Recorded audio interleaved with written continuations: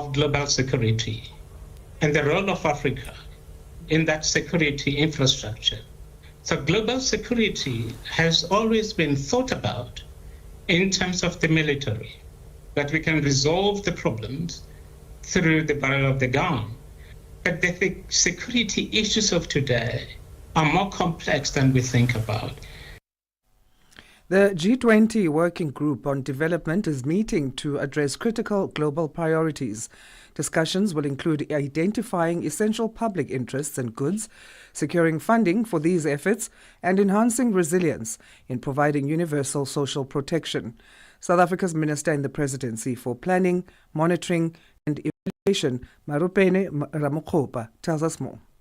I am confident that all of you as our delegates from the G20 member states, inviters, guests and development partners will enjoy your stay and work during this session of this development working group.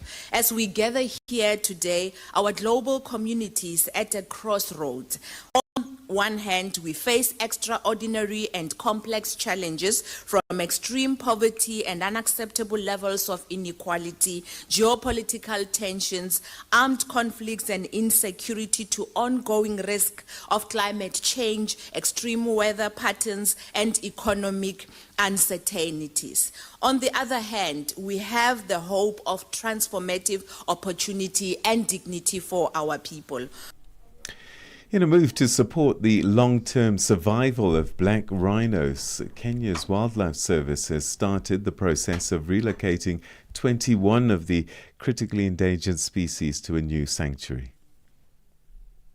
The move is meant to help support the species' long-term survival, says Cabinet Secretary for Tourism and Wildlife, Rebecca Miano.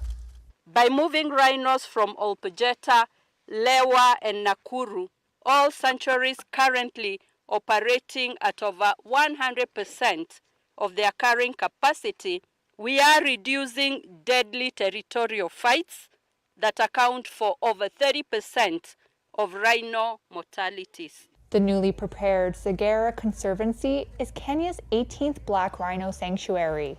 The relocation is part of Kenya's plan to grow the black rhino population to 2,000 by 2037. All right, that's how we come to the end of today's Roundup, Africa Roundup. We'll have more tomorrow at the same time. Yes, and Peter, after this, we'll be chatting to our resident analyst, Mighty Jamie, on some of the stories that are highlighted earlier, as well as a throw forward in terms of what we can expect in this new week.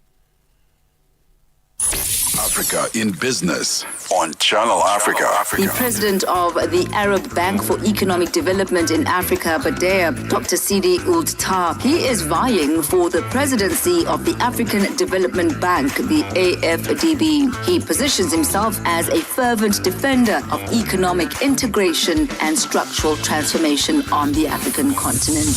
Well, I do believe that I have a 360 view of the development challenges in the continent with my experience from both the supply side and the demand side. But more importantly, my vision is to bring on board all the stakeholders and to have a holistic approach for the development of the continent and to develop partnership across the continent and outside the continent, bringing all the stakeholders together to work for one goal is to make Africa green for life and livelihood of the African population.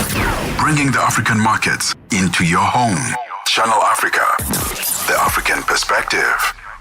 In this episode of Channel Africa Conversations, Peter talks to Dr. Tulisile Beda, an academic, author, and an expert in indigenous knowledge systems.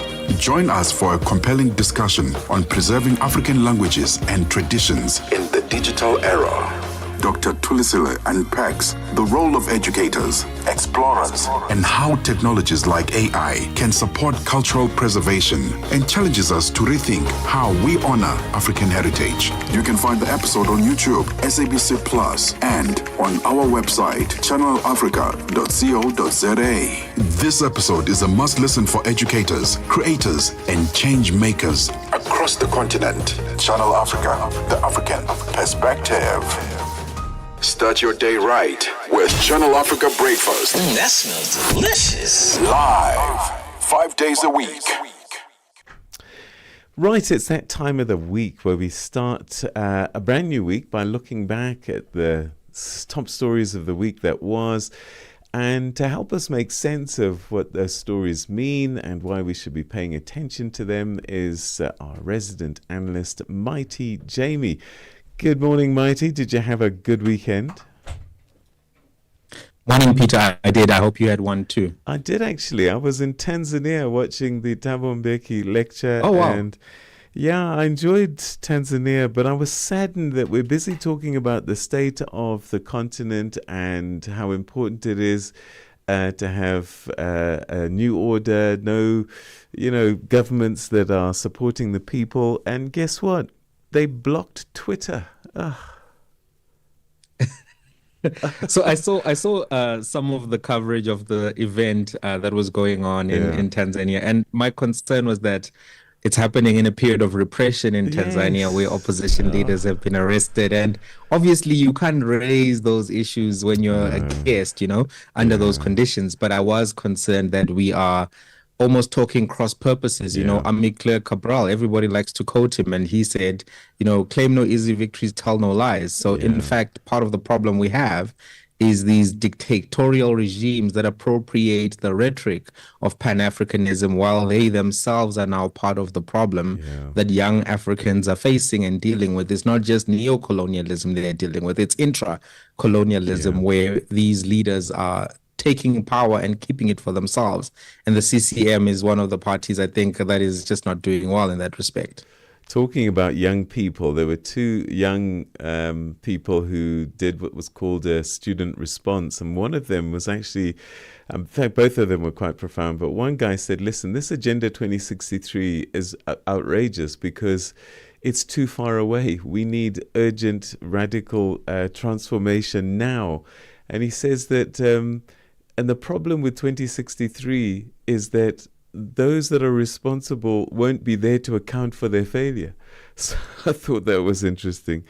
But anyway, let's focus on what's happened. It was a big week in many areas, and sanctions on Sudan. The United States has announced sanctions on this country following findings that the Sudanese government used chemical weapons during its conflict with the Rapid Support Forces in 2024. What's your take on this? Well, it looks to me like the United States of America is now getting involved in the first instance, because I think this is the first salvo of the Trump administration.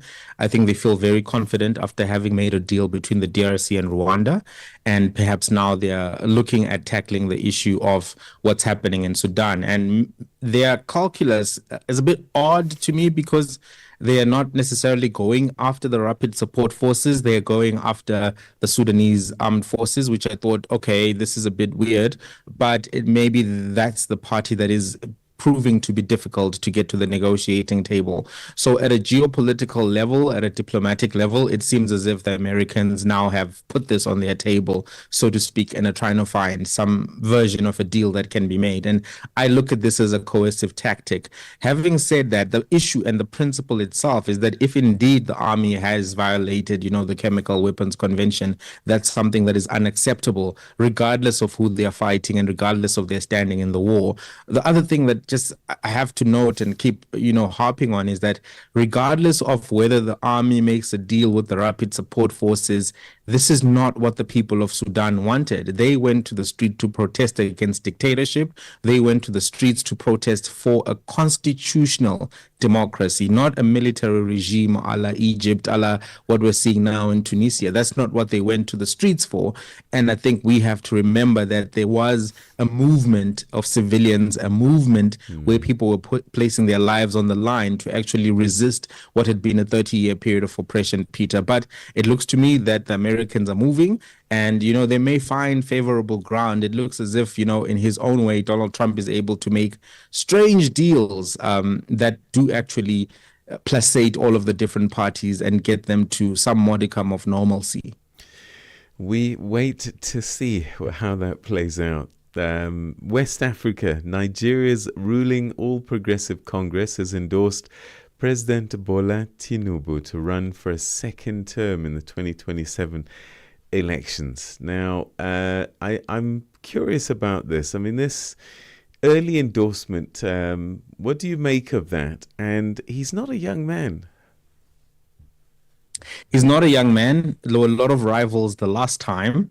And I think that may actually affect his prospects going into the election, because I don't think that he'll be successful a third, or I mean, this strategy will succeed for a second time, rather.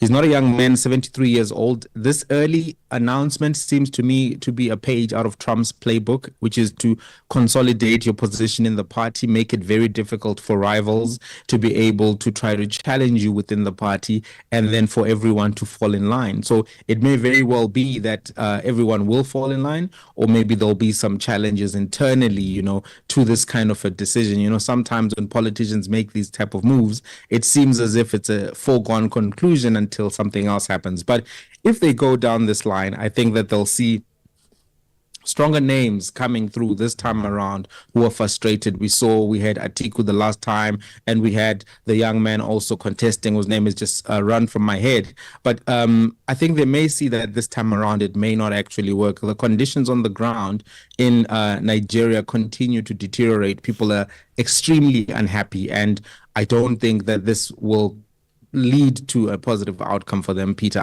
I just, having listened to, I was hosting somebody from Nigeria like last week, and what they were describing is something that I think many Nigerians are really frustrated with in Lagos, in Abuja, many parts of the country.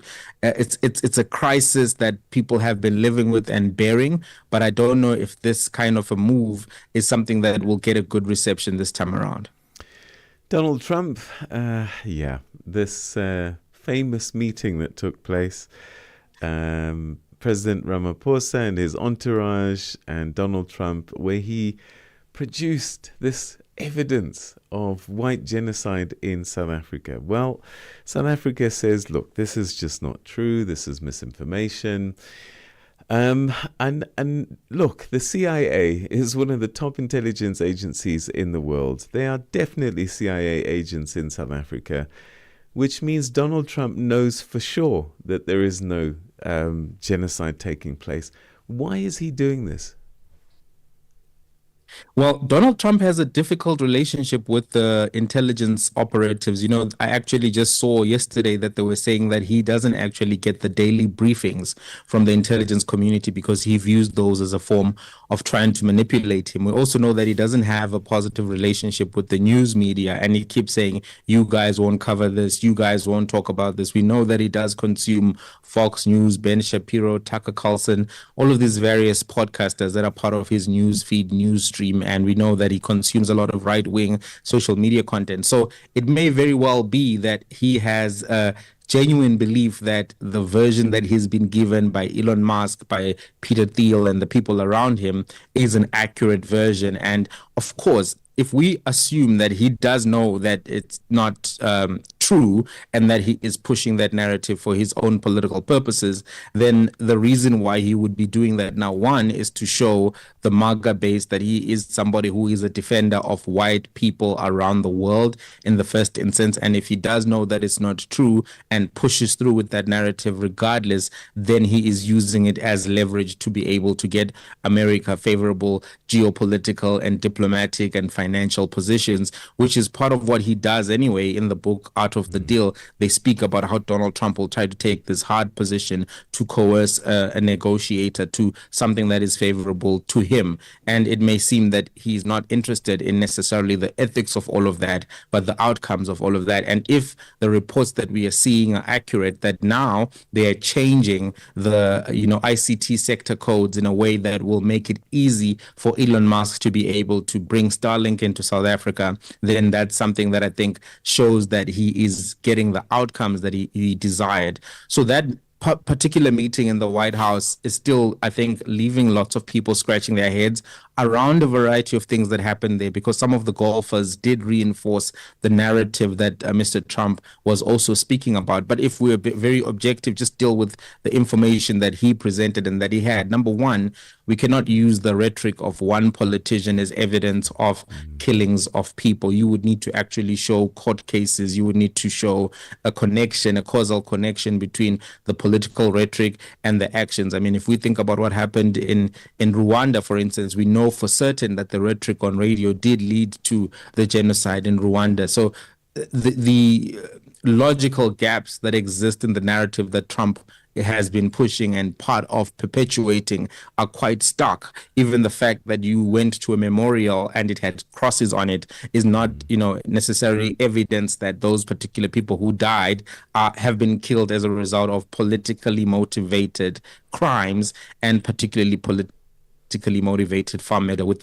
a desire to capture those farms. And we know the person whose family was involved in setting up the memorial said that the two people who committed the crimes that killed his family members actually are still in prison to this particular point. So Trump's argument that they take the farms and nothing happens is not particularly true.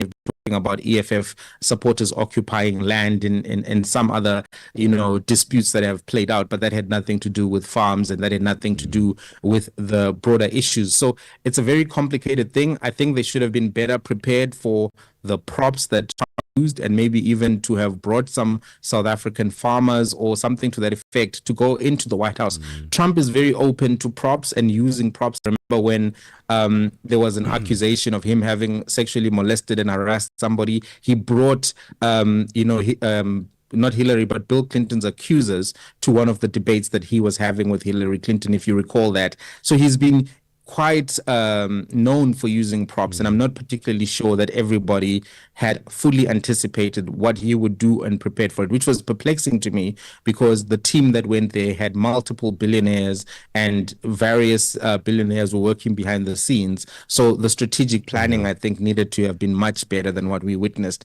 But in and of itself, we know that the narrative is true. It looks as if it was to secure Elon Musk some positive deals. And if it was for that, I think that there has to be some strong reticence and resistance in South Africa, because if Elon Musk led the American president to cancel US aid, cancel PEPFAR, create a fake refugee status for the Afrikaners, only for him to be able to get Starlink, to reward him with Starlink in South Africa, to me seems grossly unethical. Okay, just there's so much to try and fit in, but do you know what? I actually want us to look ahead a little bit, because the African Development Bank is having its annual meetings this week, and one of the things that's going to be decided upon is the successor to Adesina. And there's a woman in the mix this time, South African, Swazi Shabalala. Do you think after 60 years the African Development Bank is ready for a female president, or is it going to be much the same? Peter, I'd love to see what she's proposing to do differently, because access to funding has been notoriously difficult for startups, for venture capital. One of the reasons why we don't see companies like Elon Musk's company Starlink or OpenAI, Sam Altman, is not because we don't have brilliant, talented Africans, is because we don't have funding for them. So many computer science graduates, so many engineering graduates, they're all forced to go to America to try to pursue a better life, no funding available. So on the one hand, the issue of gender for me is something that I always put a question mark around, because I've just recently now seen somebody become president of Tanzania who is as repressive as any other gentleman to have ever occupied African presidency. So I do have this reticence when the gender ideology is pushed without the, linked progressive ideas, because if she is a woman, that is great, and it is progressive for the bank to have a leadership which is of women, because women can do anything men can do, but they can also oppress like men can do. They can also be corrupt like men can do, because that equality does not extend to virtue, it can also extend to vice. So I'll be curious to see what she's actually proposing, and if that translates to real access to funding for young entrepreneurs, for small businesses, and not the same same old that we've been seeing over the last 20 years, which has led to very little development, but a lot of rhetoric and a lot of big salaries for people all around Africa who work in these type of financial spaces, Peter. All right. Mighty Jamie, we're going to have to leave it there. Always great talking to you. Have an awesome week ahead. You too, Peter. Let's see what happens with the bank. Yeah, it'll be fascinating for sure. All right, that's one of our regular commentators on issues across the continent, Mighty Jamie, unpacking some of the big stories of the week that was. It's time for your news headlines. And today, in the news desk, is Jwalani Tulo Ngwepe. SABC News. Headlines. The African Perspective. Thank you, Peter. Good morning. Making headlines, South Africa's former President Thabo Mbeki says the current and previous DRC administrations do not understand the challenges facing the country. This after the DRC Parliament lifted immunity from prosecution for former President Joseph Kabila. DRC authorities intend to charge Kabila with treason and war crimes. Secretary General of South Africa's Umkhonto weSizwe Party, Floyd Shivambu, says President Cyril Ramaphosa misrepresented the country in his recent meeting with US President Donald Trump. And finally, US President Donald Trump has launched a sharp criticism against his Russian counterpart Vladimir Putin, who he called absolutely crazy and blamed for Russia's continuing bombardment of Ukrainian cities. I will have details on these and other stories at 7 o'clock. SABC News. Headlines. The African Perspective. Let's say good morning to Fikile Lengwati, who's got our sports. Sports on Channel Africa. The African Perspective. Good morning, Asanda. We begin with football news this hour. The Pyramids Football Association and football team coach, the 55-year jury seat, also did not use the post-match press conference to blast the local authorities, but felt that Pyramids had again proved they are fast becoming a powerhouse on the continent. This after they played to a 1-0 draw against Mamelodi Sundowns in the first leg of the Champions League. This is only first half. We have one more match. Very difficult match because we know all together that Sundowns playing very good outside. But what I want to say on the start, I'm very happy. Congratulations for my team and congratulations for the team of Sundowns, because I think that we shown a nice football, that all the people who watch this match that can be satisfied. I'm very proud how my players played all the match, especially first half. We shown one more time how we shown in the past in our competition and in the Champions League a lot of time in this season that we have big excellent character and that we can come back after negative result. And this coach, Krunela Zurishi, says the return leg against Mamelodi Sundowns in Cairo will not be a walk in the park after the club were not able to have their Egyptian Premier League fixture moved. Krunoslav left Loftus Stadium with a huge advantage going into round 2 of the CAF Champions League final next Sunday after Walid El Karti equalized in stoppage time to secure an away goal. Now on to athletics. Kenya's Commonwealth Games champion Ferdinand Omanyala continued his strong 2025 season with a second-place finish in the men's 100 meter at the fourth leg of the Diamond League in Rabat, Morocco on Sunday night. Omanyala clocked 10.05 seconds, finishing behind South Africa's Akani Simbine, who won it in 9.95 seconds. The 2022 world champion Fred Kelly of the United States came third in 10.07 seconds. Omanyala's performance in Rabat adds to an already impressive year. Just a week earlier, he set a new African record of 14.70 seconds in the men's 150 meter at the Atlanta City Games in the United States. Looking ahead, Omanyala will headline the men's 100 meter at the upcoming Cape Kano Classic scheduled for the 31st of May at the Nairobi Ulinzi Sports Complex. And in basketball news, the Nigerian national senior women's basketball team, the D Tigers, and the Nigeria Basketball Federation, NWBF, are gearing up for what will be one of the best basketball events held in Nigeria. For the first time, the multiple award-winning D Tigers will play on the national soil after winning 5 back-to-back Afro Basket Championships spearheaded by Nigerian WNBA coach Rina Wakama. The African champions will take on classy Kenya and high-rising Togo teams in Abuja from the 18th to the 20th of July. The event will be hosted at the prestigious Mo Arena in Abuja. And in rugby, European Professional Club Rugby chairperson Dominic McKay has revealed that the first edition of the Club World Cup will launch in 2028.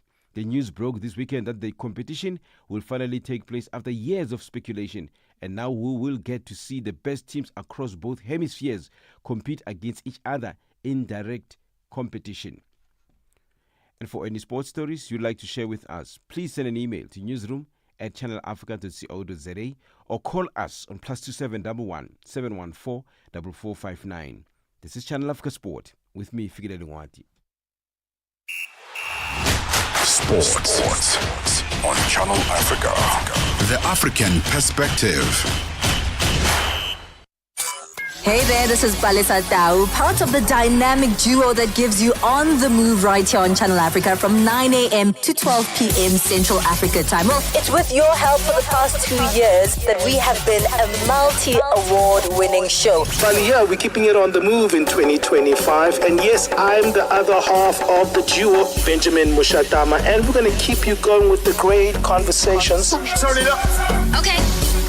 On the Move comes back in 2025 to give you more of the content that made us a Maldo and to deliver that bold, boundary-pushing content that you love. And of course, giving you a ride through the 3 hours of news, views, and entertainment. Every weekday from 9 to midday Central African time, right here on Channel Africa, the African Perspective. Cool. Let's go. Right, it's time now to take a look and see what's been happening in the world of business, commerce and economics as we say good morning to Nosipo Zuma.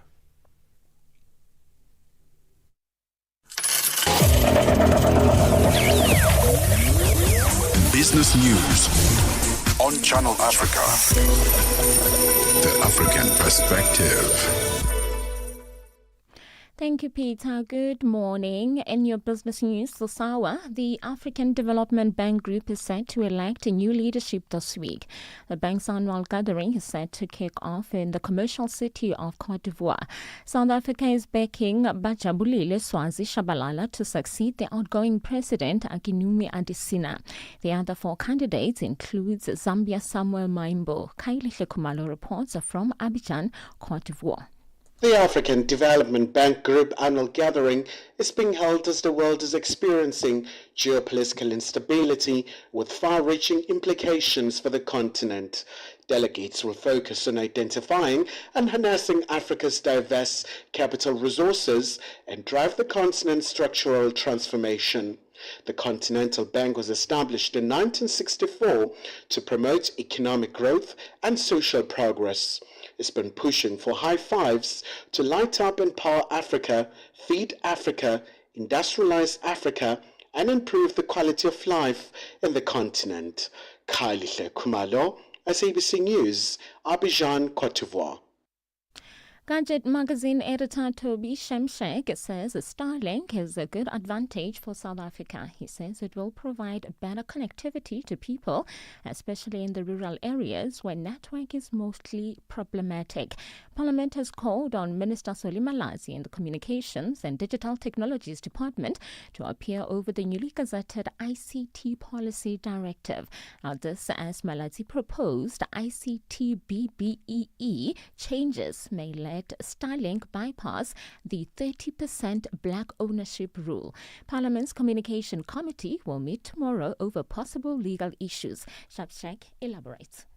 In the broader tech industry, it's not that strict. In the broader tech industry, you can get an equivalency investment situation where instead of giving up shareholding in your business, you commit an international business, commits to spend money on infrastructure, on training, on supporting that industry. It's the kind of agreement that Microsoft and Google and Ford and Toyota and BMW all use.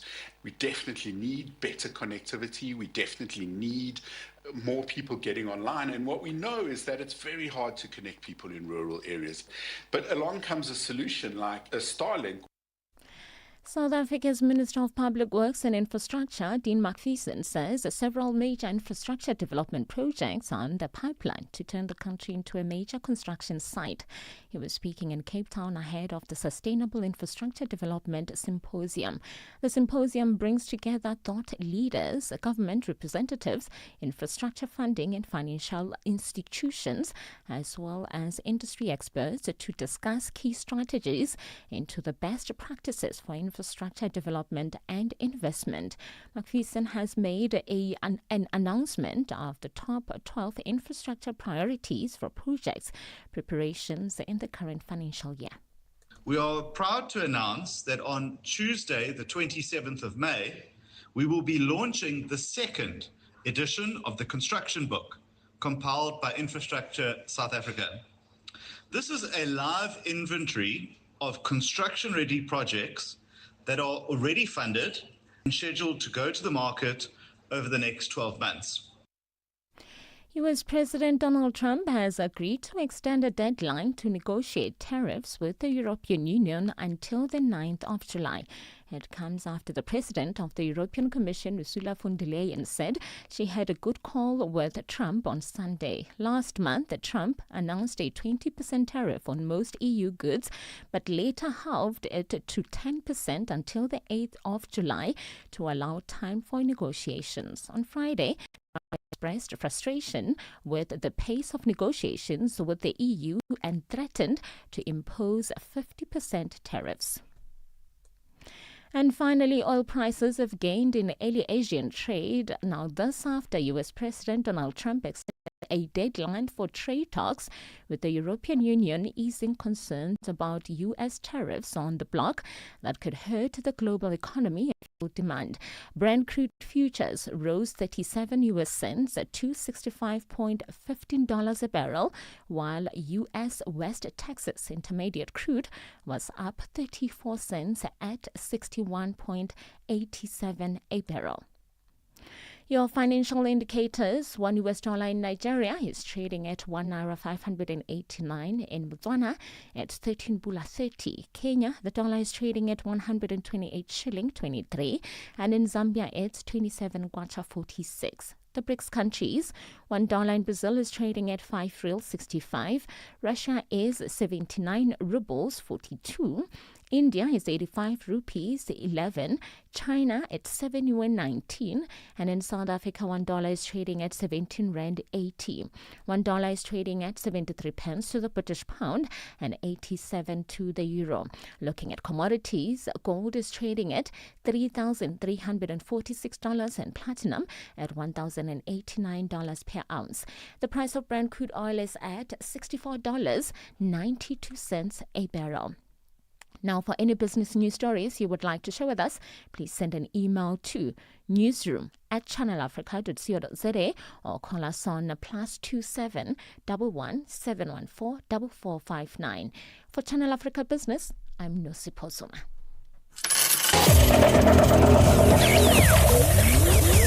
Business News on Channel Africa.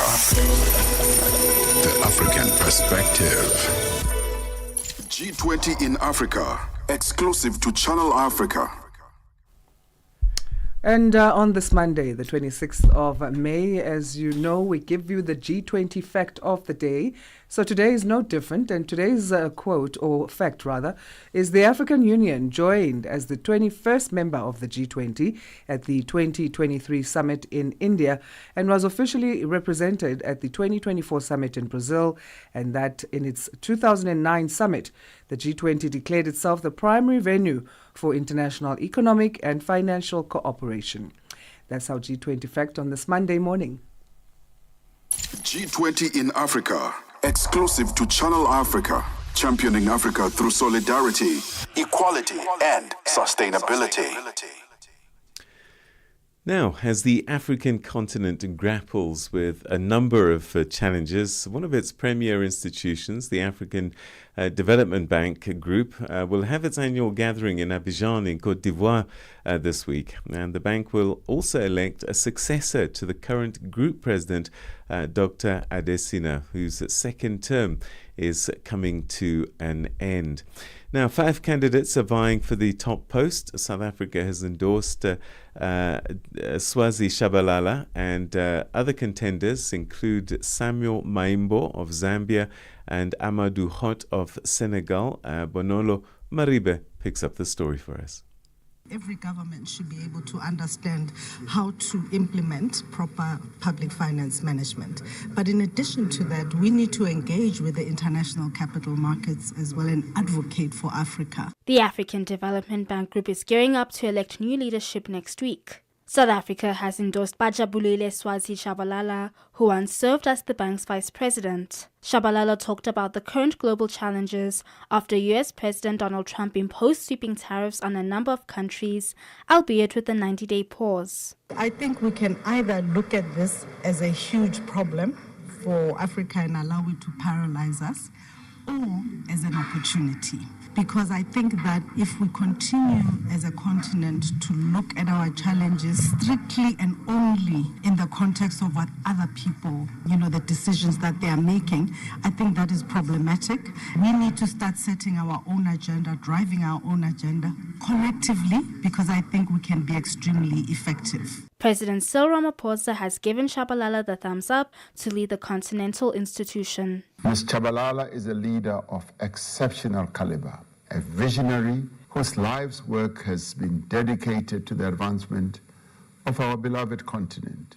With over 3 decades of experience in the financial, logistics, and infrastructure sectors, she has consistently demonstrated her expertise, her leadership, and unwavering commitment to Africa's development. He says the AFDB is a key institution. Her tenure as Senior Vice President of the African Development Bank has been marked by transformative initiatives that have uplifted communities, empowered women, and also drove sustainable economic growth across the continent. The outgoing AFDB president, Dr. Akinwumi Adesina, recently visited Lesotho, where the bank is helping the Mountain Kingdom to drive development. We've done 87 projects, a total of $429 million during that period. Currently we have portfolio that we have 8 projects that are to the extent of $60 million. And we briefed His Majesty about our work for the country strategy paper going forward from 2025 to 2030. Our plan to invest here about $331 million. The bank's annual gathering will also address critical factors such as digital transformation, institutional strengthening, and the importance of good governance. Bonolo Maribe in Johannesburg. South Africa's Department of Planning, Monitoring and Evaluation says it needs about $34 million as seed funding for establishing an asset management company that will have control of the country's strategic state-owned enterprises. The company, which will be under the direct control of the president, is meant to professionalize SOEs and help them become profitable. So far, this has not gone down well with the public and parliamentarians having more questions than answers. Dimakatso Lishoro has the details. The Department of Planning, Monitoring and Evaluation, housed in the presidency, is pushing through with an idea that was formed under the late Minister Pravin Gordhan to deal with governance issues and lack of accountability. They came up with a state asset management company, SAMSOC, that will merge core SOEs like Eskom, Transnet and SAA under one umbrella and under the control of the president himself. It is hoped that this, coupled with minimal political interference, may at last see SOEs profitable and not continue being a burden to the fiscus. SAMSOC, as it is now known, will be established through the National States Enterprises Bill, which has now been rejected by NEDLAC. There are concerns that this company will not adhere to the Public Finance Management Act, PFMA, which has put in place accounting and expenditure standards for public entities. South Africa's largest labour federation, COSATU, is opposed to this bill. Spokesperson Matthew Parks says that they have many concerns, including that diverse SOEs with different mandates and challenges could be a problem for a single company to handle. We are concerned about exempting SOEs from the PFMA. The PFMA seeks to deal with the issues of corruption. That's important, must be maintained given the extent of corruption that SOEs have experienced. But also the Public Procurement Act seeks to support locally produced goods and local businesses and jobs. That's also critical. The presidency and the department have given us assurances that those provisions will still remain binding upon the SOEs, and that's critical, and that must be further tightened and clarified in the bill. Bulani Kole, a chief policy analyst at the presidency who made a presentation to Parliament on Friday, says the company will be profitable within 3 years. The expected outcomes, if the bill gets assented into law, is to see improvement in governance of SOEs that are being depoliticized, and we expect them to be competitive, profitable, but also in the context of the government priority of building a capable, ethical, and developmental state, but also contributing to economic growth. Rise Mzansi Member of Parliament Makashule Ghana wanted assurances that if the $34 million required as seed capital were to be granted, will the company not go cap in hand to Treasury looking for another bailout? They've asked for seed capital of around about 650 million. They are hoping that in 3 years' time, the holding company will now be run from the dividends of the state-owned companies. Let's be realistic here.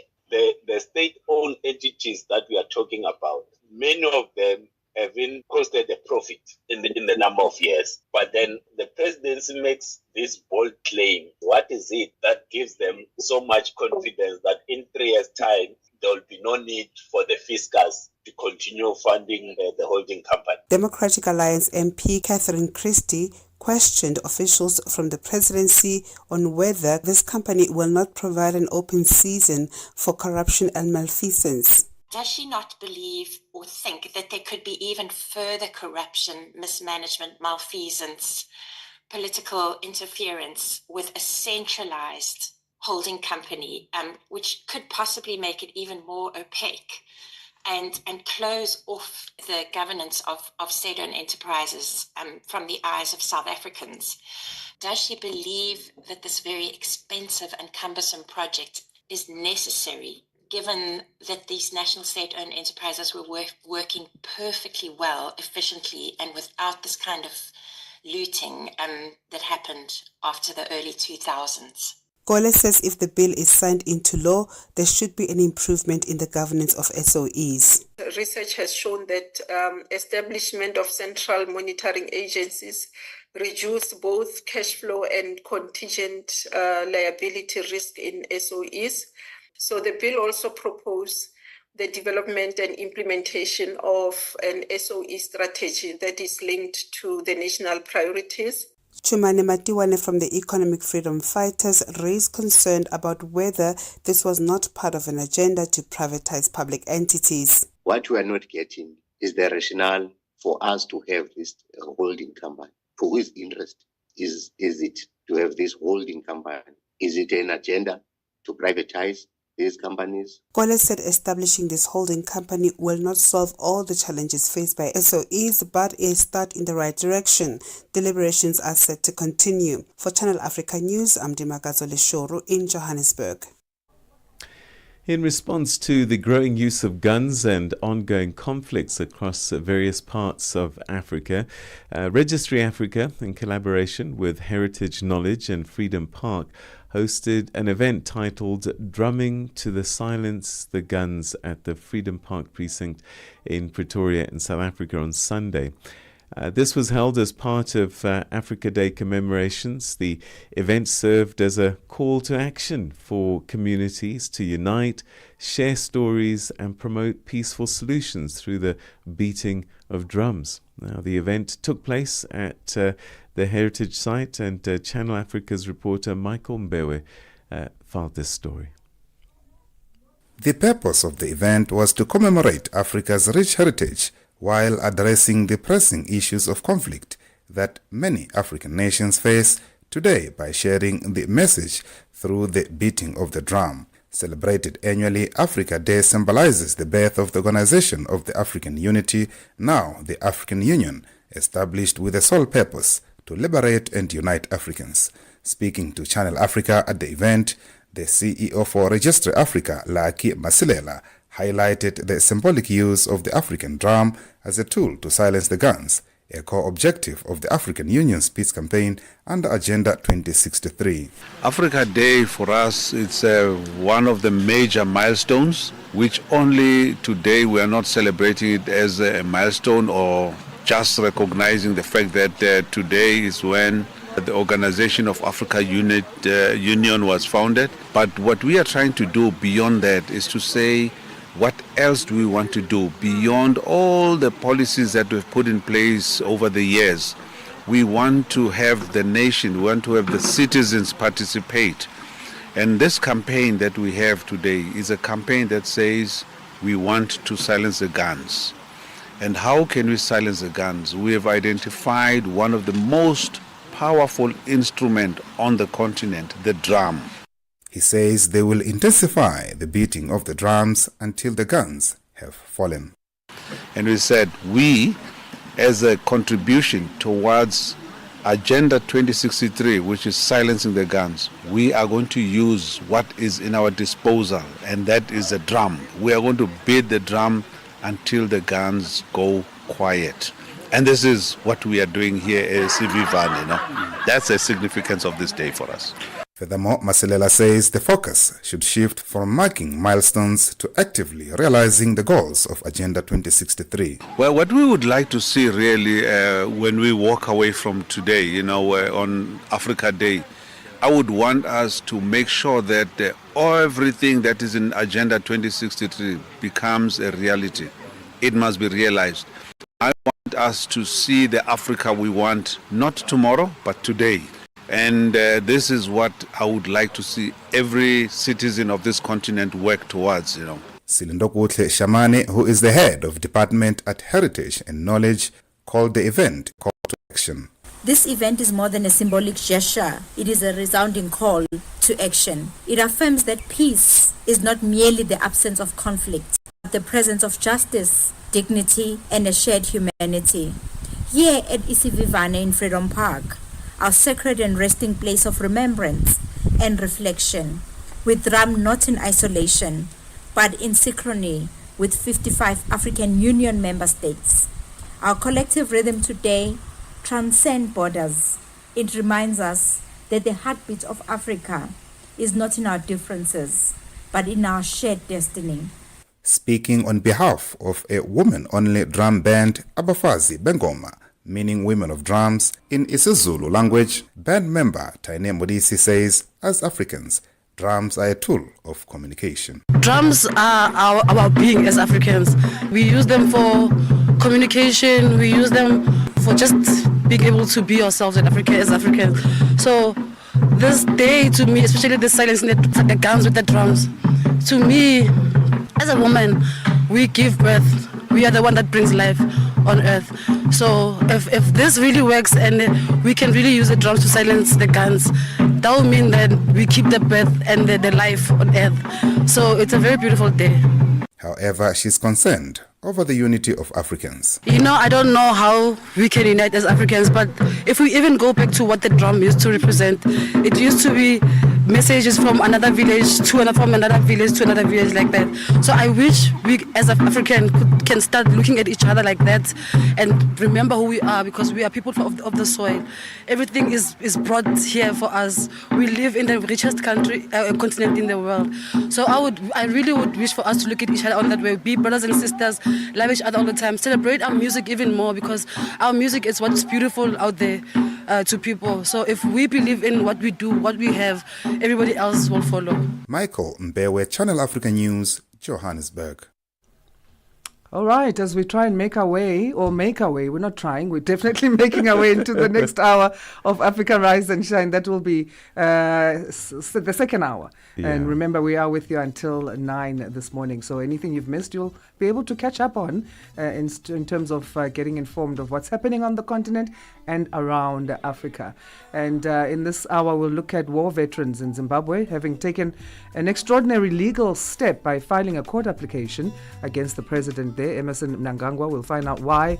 And also looking at South Africa officially reopening the Lesotho Highlands Water Project Tunnel in Clarence, that's based in the Free State province of the country. All those stories and more coming up on this hour of Africa Rise and Shine. And thank you so much for joining us if you've just done that. Yes, indeed. Thank you for tuning in. Here is your news with Jalene Tulongwepe.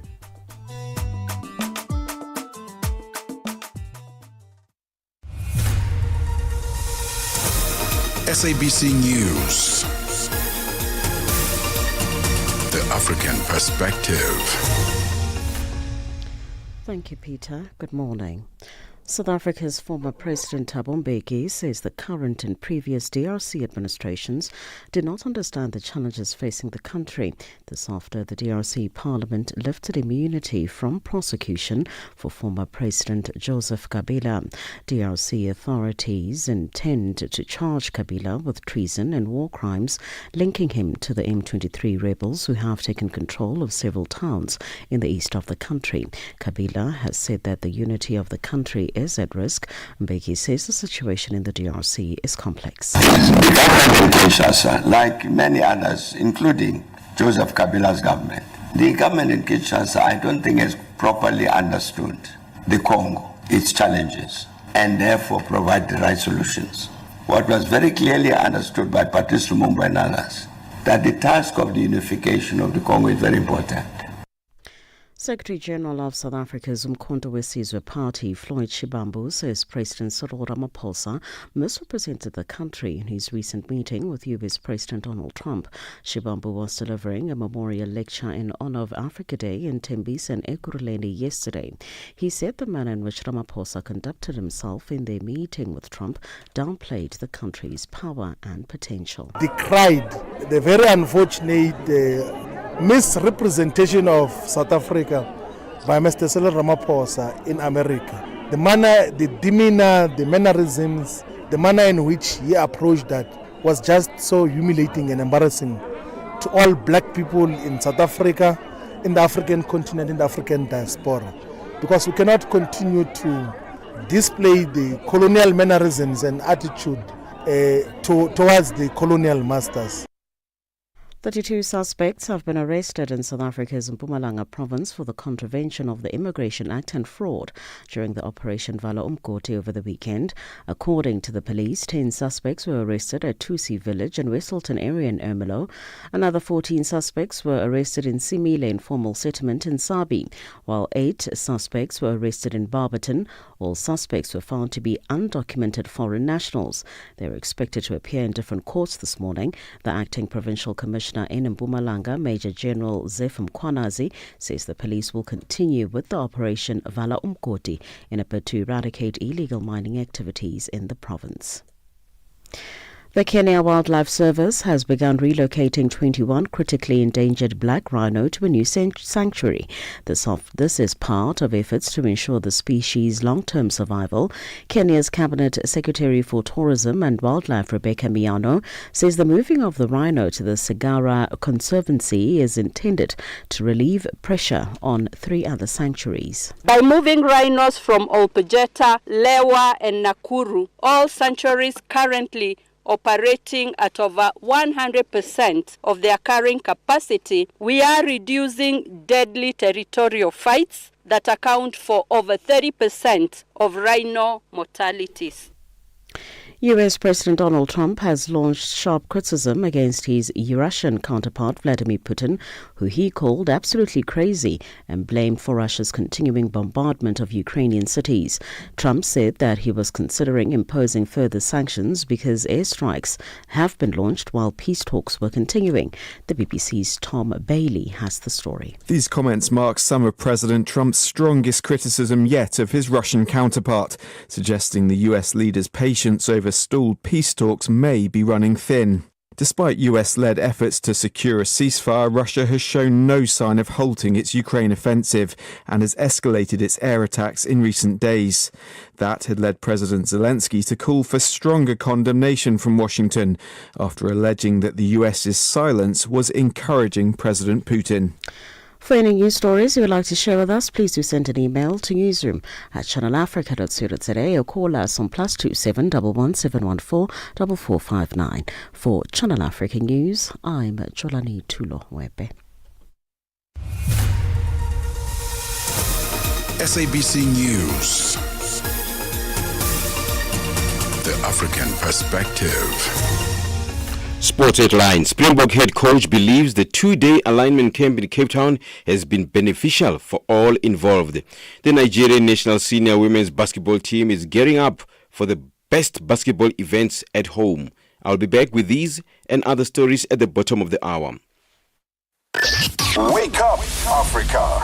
Peter Ndoro and Asanda Beda are here to help you rise and shine. Weekdays, 6 till 9 a.m. Central African Time. Only on Channel Africa. It's Channel Africa's birthday month. Happy birthday! Celebrate Africa's voice with us. Catch us on SABC Plus, DSTV Audio Bouquet 802, and Satellite Channel PAS10. In this episode of Channel Africa Conversations, Peter talks to Dr. Tulisile Beda, an academic, author, and an expert in indigenous knowledge systems. Join us for a compelling discussion on preserving African languages and traditions in the digital era. Dr. Tulisile unpacks the role of educators, explorers, and how technologies like AI can support cultural preservation, and challenges us to rethink how we honor African heritage. You can find the episode on YouTube, SABC Plus, and on our website, channelafrica.co.za. This episode is a must-listen for educators, creators, and change makers across the continent. Channel Africa, the African perspective. Start your day right with Channel Africa Breakfast. That smells delicious. Live, 5 days a week.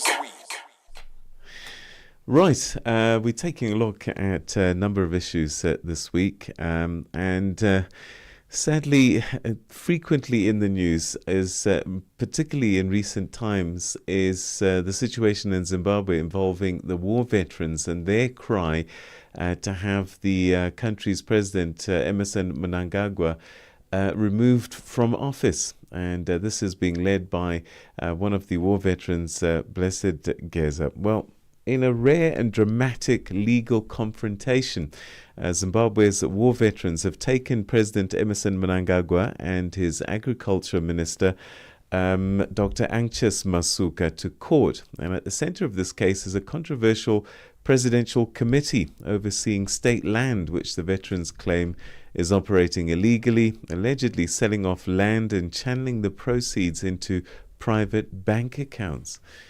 The lawsuit raises serious questions, not just about legality, but also political accountability, the legacy of land reform, and whether liberation war veterans are being sidelined in national policy decisions that they helped shape. Well, to explore this a little bit further and the broader political implications of this, we're now joined by a politician and activist, Evan Mawarire. Evan, so good to talk to you. It's been a while since we spoke. I think the last time you were really at the forefront of this hashtag, this flag movement.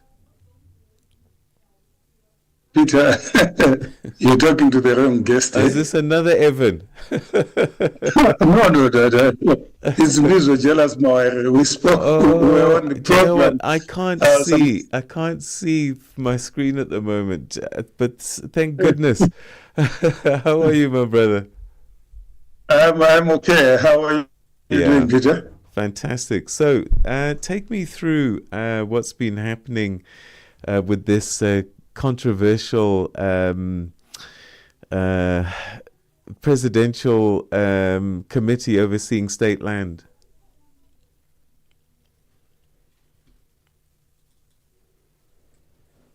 Hello, Jealousy, can you hear me? Peter, can you hear me? I can hear you now. Yes, I can hear you, Peter. All right, yeah. Yeah, can you come again? All can right. you come again with your question? I said, please take me through this controversial a presidential committee overseeing state land. Why was it set up? I think the best way to describe it is controversial, as you have put it. It's an illegal setup.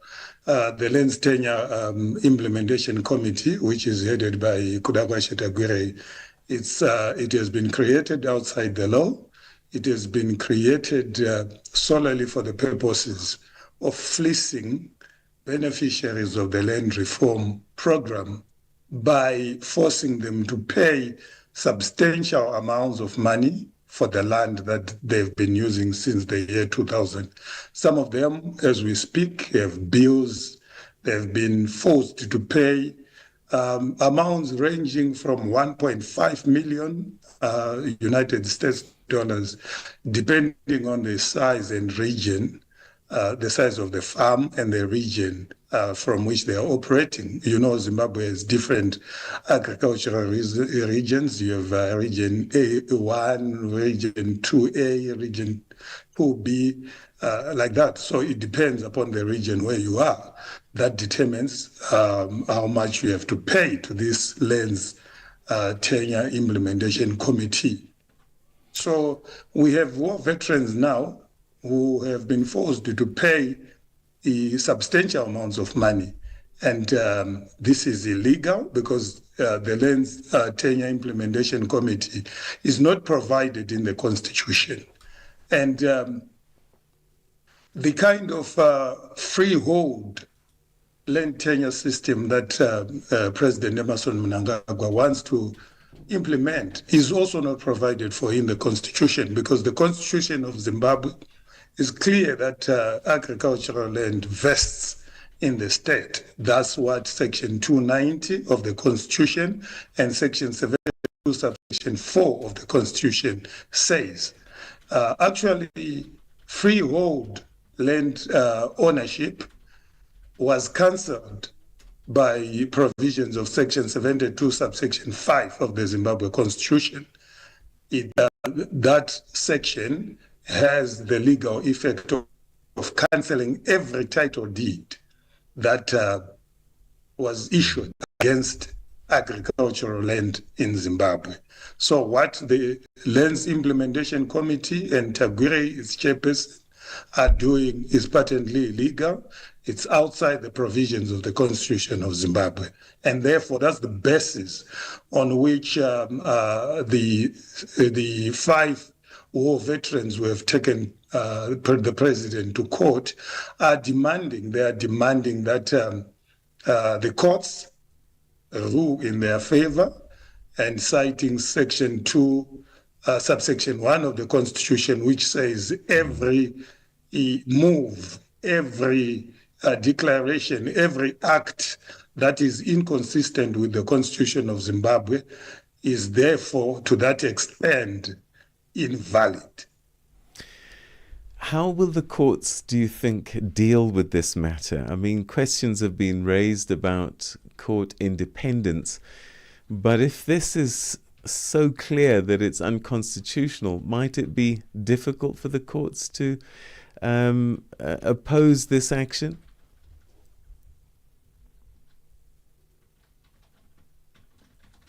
Hello, Jealousy, can you hear me? You have been dragging. Yeah, I can hear you, but you have been dragging a little bit. All right. I was just saying, how might the courts react to this court application brought by the war veterans? The court have to deal with the legal merits, and the legal merits are those that are provided by the Constitution. You know, agricultural land and any right on agricultural land is covered under Chapter 16 of the Zimbabwe Constitution. And as you might know, any provision that of the Constitution that is in Chapter 4 and Chapter 16 of the Constitution. Chapter 4 is the Declaration of Rights, and Chapter 16 deals with agricultural land. So any provision of the Constitution under those two chapters, if there is anything that you need to do or anything that you need to change, that should go through Parliament, and any change is subject to a referendum. So the president here is trying to change the land tenure system and trying to introduce freehold land ownership, a freehold land tenure system. And that change then has to go through Parliament, and it has to be approved through a referendum, because it's a substantial change in the matrix of land ownership in Zimbabwe. And that change has to be approved by the people of Zimbabwe, because it goes really against the dictates of the liberation struggle. If you read the policy documents of ZANU-PF, for instance, of ZANU, for instance, if you read the Mwenje document that was published on the 27th of November 1973, on the section of land, it is very clear that the liberation struggle was supposed to fight against the private ownership of land, and it was supposed to bring in state ownership of land, because they argued that land is a finite resource and therefore should be vested in the state.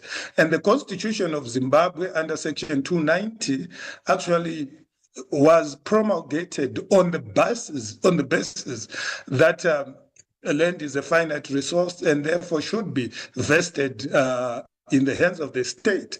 That's the provision of Section 290 of the Constitution, which is consistent with the provision, with the land policy that ZANU advocated for, which is contained in the Mwenje document that I quoted.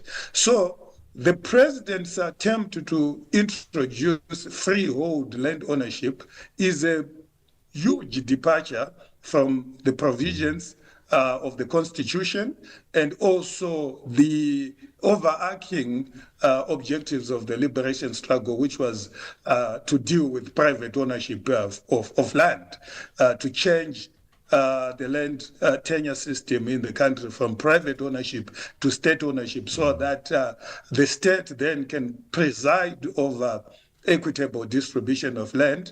And in this instance, in the Zimbabwean context and the Zimbabwean constitution, guided by Section 289 of the Constitution, which gives provisions on how that land has to be distributed, and dealing with issues to do with the gender equality, the issue of non-discrimination on the basis of race, religion, age, and so forth. And those are the provisions of Section 289 of the Constitution in respect of how land is supposed to be distributed. All right. And perhaps finally and very briefly, in the broader political situation where the war veterans are coming up against the president, where is this taking the country? Because the war veterans, ZANU-PF, President, ZANU-PF, they seem to consistently be on this collision course now, and it's one thing after another.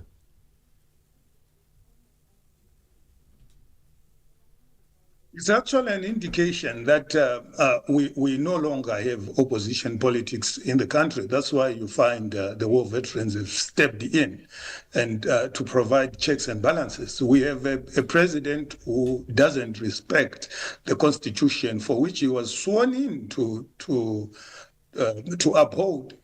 The major function of a president is to uphold the Constitution, the letter and spirit of the Constitution. And in the event that the president has abrogated his responsibilities and is actually, in this case, started to behave like a land baron, then the war veterans are duty-bound to step in and offer those checks and balances that the opposition can no longer do, and rightly so. They have launched a constitutional court application in order to put a step to put a stop to this madness that is being presided over by the president and his coterie of looters. Because if you look at the whole scheme about the land Tenure Implementation Committee, which is headed by Kudakwa Tagwire. This is a parastructure that was formed by the president outside the provisions of the constitution, because ideally the constitution of Zimbabwe provides in section 296 and 297 the Lands Commission, and the Lands Commission is seized by anything to do with the land tenure system in the country. But the president has chosen to act outside the constitution. Came up with this Lands Tenure Implementation Committee that is headed by Tagwire, solely to fleece those that benefited from the fast track land reform that we launched in the year 2000. So that's why they are charging people for land. Because we're going to have to leave it there, unfortunately. We've run out of time, but thanks so much indeed for that update. That's Jealousy Moarere, politician and journalist, joining us on the line. Africa in Business on Channel Africa. The president of the Arab Bank for Economic Development in Africa, Beda, Dr. Sidi Ould Tah, he is vying for the presidency of the African Development Bank, the AFDB. He positions himself as a fervent defender of economic integration and structural transformation on the African continent.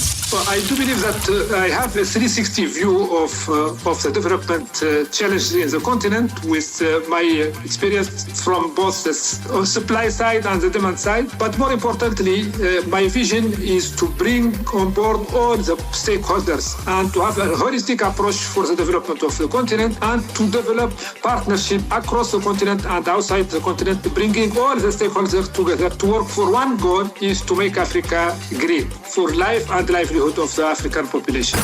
Bringing the African markets into your home. Channel Africa, the African perspective. África. Conhece o Ntivani? Claro que sou eu.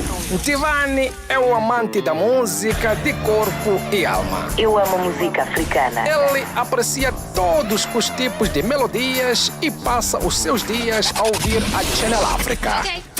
Adivinha só, a Channel Africa quer ajudar o Ntivani e os amantes da música em todo o lado a descobrir ainda mais música incrível. Por isso, a Channel Africa está a convocar artistas africanos a submeterem as suas músicas. Músicos, lembrem-se de nos dar todas as informações relevantes no music@channelafrica.co.za. As submissões são a vossa oportunidade de ser ouvidos, mas não garantem inclusão na lista. Todas as submissões serão cuidadosamente analisadas para verificar se cumprem os requisitos da nossa estação. Canal África, a perspectiva africana. Africa Update on Channel Africa with Lulu Kabu. Protesters in Ghana have accused the country's president of violating the constitution and interfering in the independence of the judiciary. Eric Mawena Beda, the opposition protesters calling for the reinstatement of Tokonu. The presidency and the president and all of its spokespersons around the seat of government have had one narrative and one narrative only, that no constitutional breaches have occurred in the process up until now, which has resulted in the suspension of the Chief Justice. In fact, it does appear the government has already communicated to these protesters that we're not interested in having the Chief Justice return and fill her position until the determination of the matter. We believe that she must remain suspended for the investigations to take place, after which the final determination will inform whether or not she returns. Africa Update with Lulu Kabu, 12 to 1 p.m. Central African Time. A fresh morning, a fresh perspective. Stay tuned to Rise and Shine on Channel Africa. Coming up on the show on Rise and Shine this Monday, we take a look at the National Union of Mine Workers of South Africa. They're planning to meet with Sibanye Stillwater Management following a serious incident last Thursday, getting an update on what happened to those mine workers that were trapped underground there.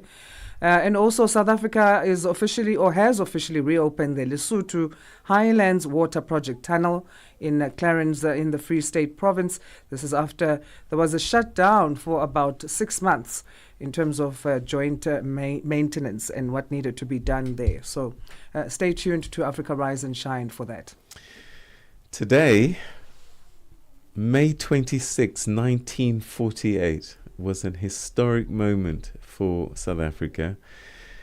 The country had a general election that resulted in the National Party coming to power. And this was despite receiving fewer votes than the incumbent United Party. The National Party secured a majority of parliamentary seats, and that was due to the electoral system.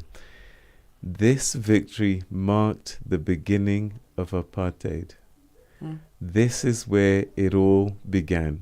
Not to say there was no racism, sexual desegregation, but it became institutionalized from this moment on, and it became a norm, and it lasted right through till 1994.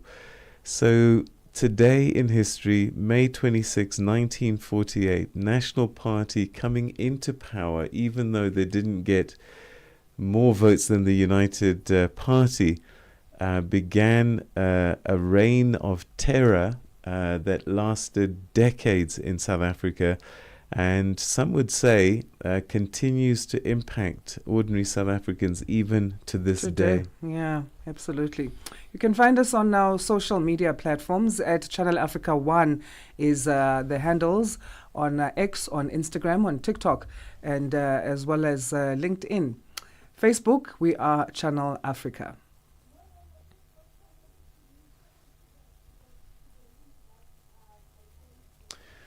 All right. Okay. So, 25 past the hour. What are we doing? All right. Okay. So, 1990. I've got another 1999. All right.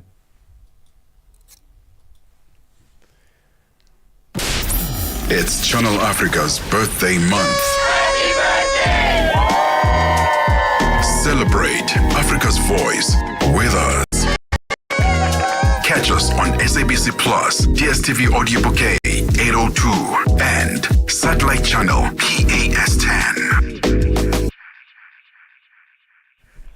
Former South African President Thabo Mbeki says the business community has major issues to raise in the interest and the continent, which should be reflected properly at the G20 summit taking place later this year in South Africa. He was speaking at a dialogue on building consensus for South Africa's G20, reigniting Africa's renaissance in Dar es Salaam, Tanzania. The Thabo Mbeki and Julius Nyerere Foundations hosted the discussion. Nhlanhla Mahlangu reports. A fresh morning, a fresh perspective. Stay tuned to Rise and Shine on Channel Africa. As Africa grapples with a number of challenges, the continent's business community gathered in Dar es Salaam to discuss possible solutions to address them. They say with South Africa hosting the G20 summit in November this year, it is profound and critical that these issues be tackled with urgency and clarity. Former South African President Thabo Mbeki says the summit is especially relevant as Africa navigates the complexities of a new international scramble for its resources and geopolitical influence. We as the private sector want particular things to be attended to on the continental level and even between the continent and the rest of the world. And therefore we would want this G20 to take particular decisions. But do we have the capacity as his business people to get that kind of outcome? The G20 summit will be in November. We've got between now and November to make sure that whatever needs to happen, that we want to come out of the G20 in terms of global policy about Africa, that between now and November that input is made. Not by South African business alone and Tanzanian business alone, whatever business alone, but as Africans. But do we have the capacity? I don't know. I think if I challenged people here to stand up and answer that question, they would say, no, we don't have. And that's the truth. He has challenged the business community to act and unite in raising issues at the G20 summit. So I think it's just Africa Month. One of the decisions we must take is that we met as Tanzanian business people during this Africa Month. And we paid attention to the fact that we've got a very good opportunity to place on the global agenda various matters of concern to us because of this situation with regard to the G20. And because of that, we, the Tanzanian business community, decided that we are going to rally the whole continent, as business-wise, to act together to produce this kind of outcome. If we could take a decision like that and act on it, and I'm quite sure that the two foundations, the Mwalimu Nyerere Foundation and Thabo Mbeki Foundation, would assist in the process of marketing that idea around the continent to say, with African business, we've got many major issues to raise in the interest of business and the continent, which we want reflected properly in this G20. Vice President for Government Relations and Community Business Partner at Anglo Ashanti, William Lishilo, says the role of the private sector in policy formulation is crucial, and the African Union should take its rightful place in tackling challenges faced by the continent. It is important and critical that when government puts together policies and frameworks on business, that it involves business itself.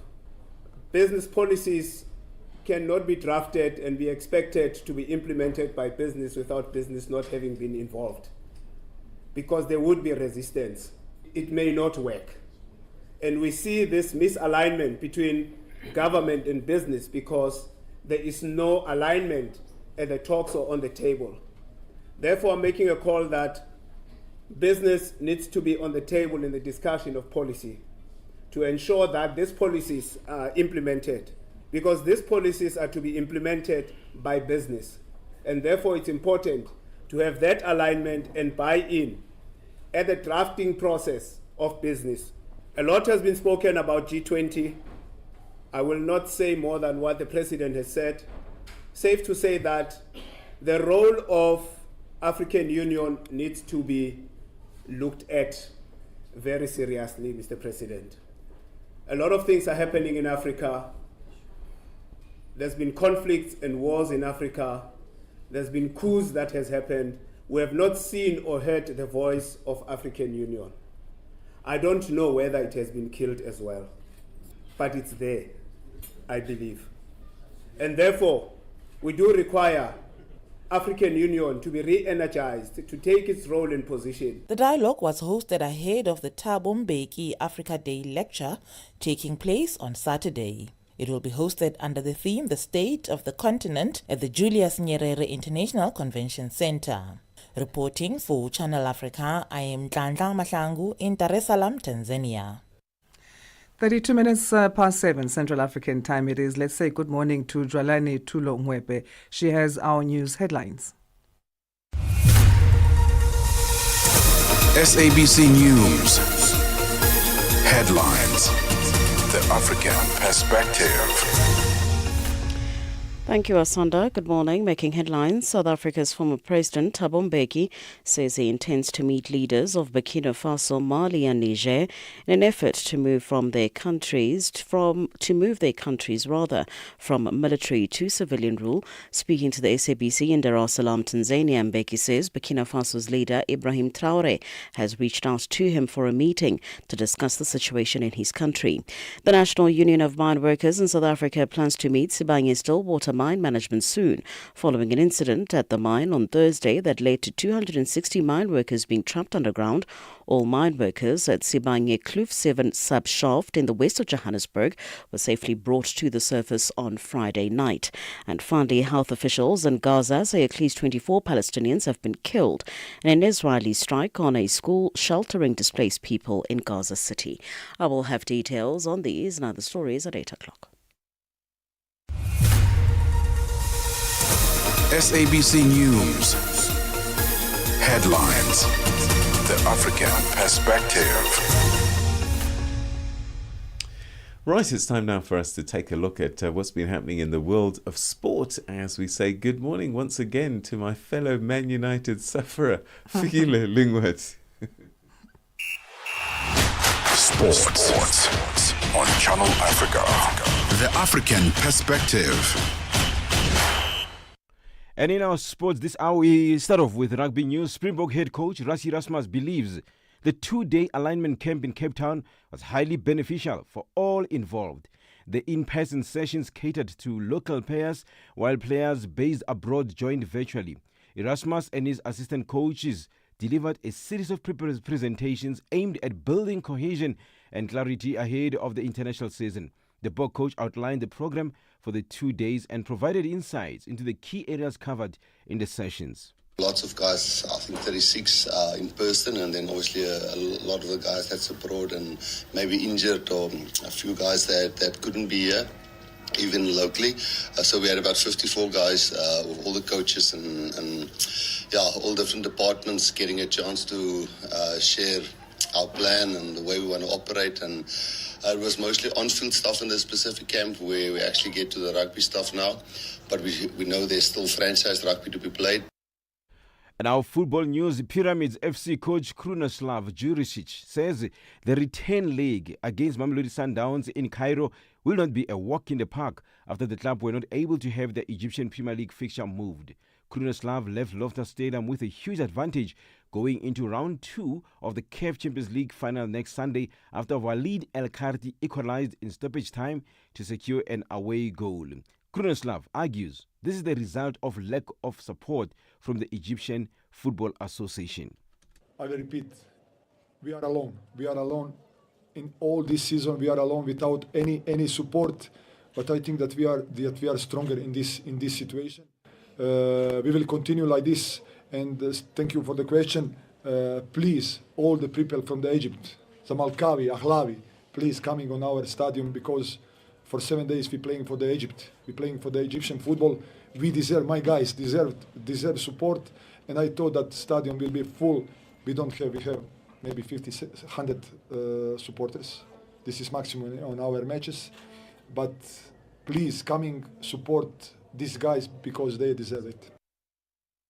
In athletics, Kenya's Commonwealth Games champion Ferdinand Omanyala continued his strong 2025 season with a second-place finish in the men's 100 meters at the fourth leg of the Diamond League in Rabat in Morocco on Sunday night. Omanyala clocked 10.05 seconds, finishing behind South Africa's Akani Simbine, who won in 9.95 seconds.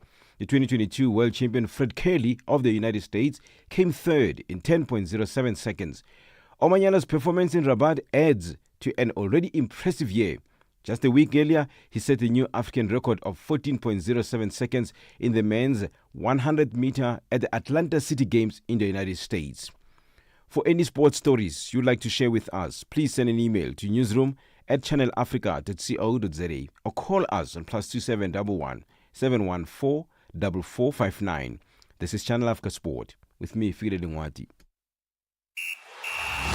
Sports on Channel Africa. The African perspective. Africa. It's time to plug into the heartbeat of the continent. Tune in to Channel Africa, your go-to radio station that broadcasts in 5 different languages. L'Afrique du Sud célèbre la journée nationale du Kabla hujaitwa kwa jina la double K or more of our forests have been destroyed. Tamo kutuli bwanji ndi Partido Africano da Independência da Guiné. See, Channel Africa represents every corner of this amazing land. From Lagos to Cape Town, Nairobi to Dakar, we've got you covered with the freshest news, music, and cultures. So, turn up the volume, feel the rhythm.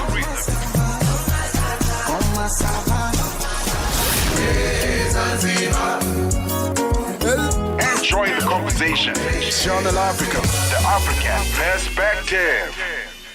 All right, let's find out what's happening in the world of business. Nosipo Zuma has details. Business news on Channel Africa, the African perspective.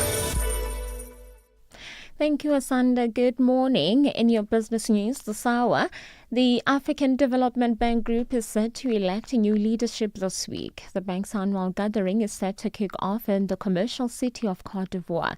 South Africa is backing Bajabulile Swazi Shabalala to succeed the outgoing president Akinwumi Adesina. The other four candidates include Zambia's Samuel Maimbo. Kylie Kumalo reports from Abidjan in Cote d'Ivoire. The African Development Bank Group annual gathering is being held as the world is experiencing geopolitical instability with far-reaching implications for the continent. Delegates will focus on identifying and harnessing Africa's diverse capital resources and drive the continent's structural transformation. The Continental Bank was established in 1964 to promote economic growth and social progress. It's been pushing for high fives to light up and power Africa, feed Africa, industrialize Africa, and improve the quality of life in the continent. Kylie Kumalo, SABC News, Abidjan, Cote d'Ivoire. Gadget magazine editor Toby Shemshek says Starlink is a good advantage for South Africa. He says it will provide better connectivity to people, especially in the rural areas where network is mostly problematic. Parliament has called on Minister Solima Latsi and the Communications and Digital Technology Department to appear over the newly gazetted ICT Policy Directive. This, as Malatsi proposed, ICT BBEE changes may let Starlink bypass the 30% blank ownership rule. Parliament's Communications Committee will meet tomorrow over possible legal issues. Shemshek elaborates. In the broader tech industry, it's not that strict. In the broader tech industry, you can get an equivalency investment situation where instead of giving up shareholding in your business, you commit an international business, commits to spend money on infrastructure, on training, on supporting that industry. It's the kind of agreement that Microsoft and Google and Ford and Toyota and BMW all use. We definitely need better connectivity. We definitely need more people getting online. And what we know is that it's very hard to connect people in rural areas. But along comes a solution like a Starlink. South Africa's Minister of Public Works and Infrastructure, Dean McPherson, says several major infrastructure development projects are on the pipeline to turn the country into a major construction site. He was speaking in Cape Town ahead of the Sustainable Development Symposium.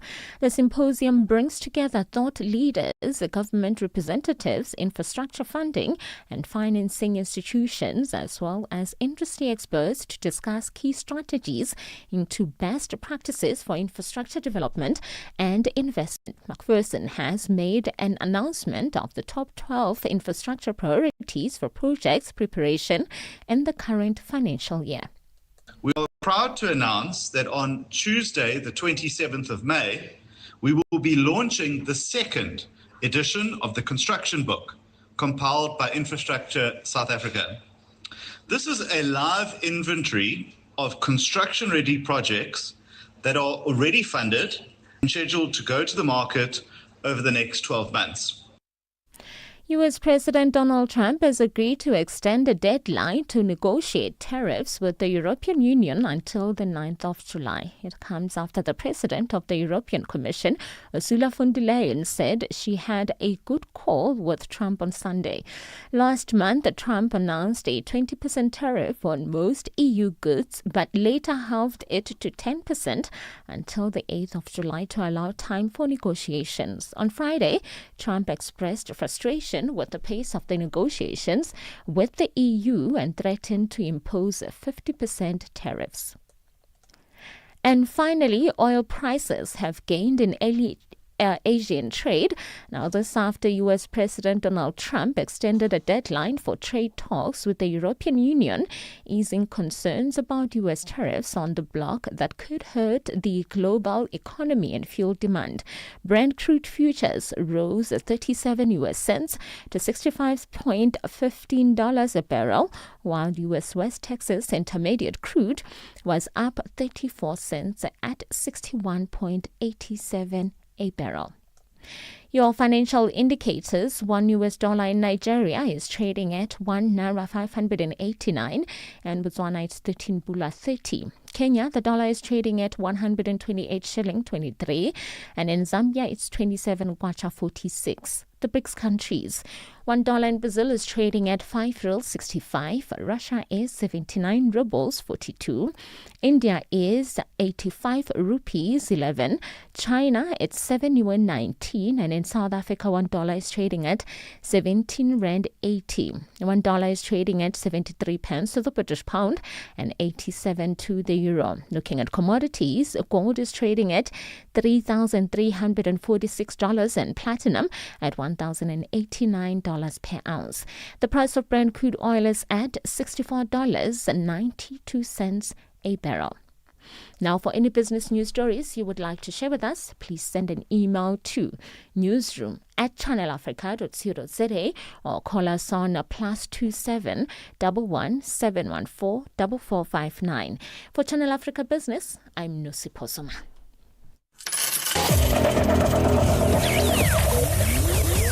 Business News on Channel Africa.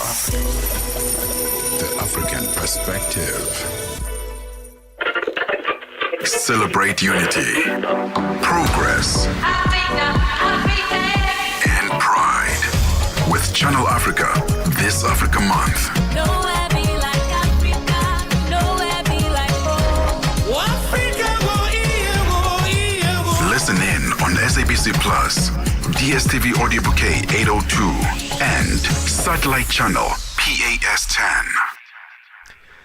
Former South African President Thabo Mbeki has defended the singing of Kill the Boer, Kill the Farmer song, saying that it's just a chant. He says that it doesn't mean white farmers must be killed. He was speaking in Dar es Salaam in Tanzania. Mbeki said that he explained that the song during the Truth and Reconciliation Commission hearings, and the song was also played during President Cyril Ramaphosa and President Donald Trump's meeting at the Oval Office in Washington. Ditaba Tsotsesi has more. Thabo Mbeki says that today people are exaggerating about the song in an effort to push their agenda.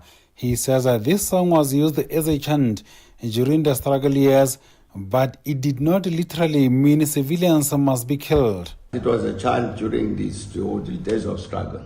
And chants of that kind in our tradition, in the African tradition, you don't take it literally.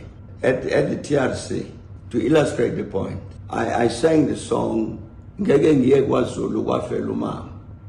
a chant. So you sing, it's you don't mean that. You don't mean I'll never go to Zululand because my mother died there. It's a chant. It's when you say kill the farmer, kill the boy. The ANC policy was forever against the killing of civilians. Mbeki was responding to a question that Americans are accusing South Africa of driving a campaign to kill white Afrikaners in the country. He says he was puzzled by U.S. President Donald Trump believing the videos and documents he saw on South Africa. As South Africa, we would not want a relationship between ourselves and the people of the United States, a relationship that is hostile.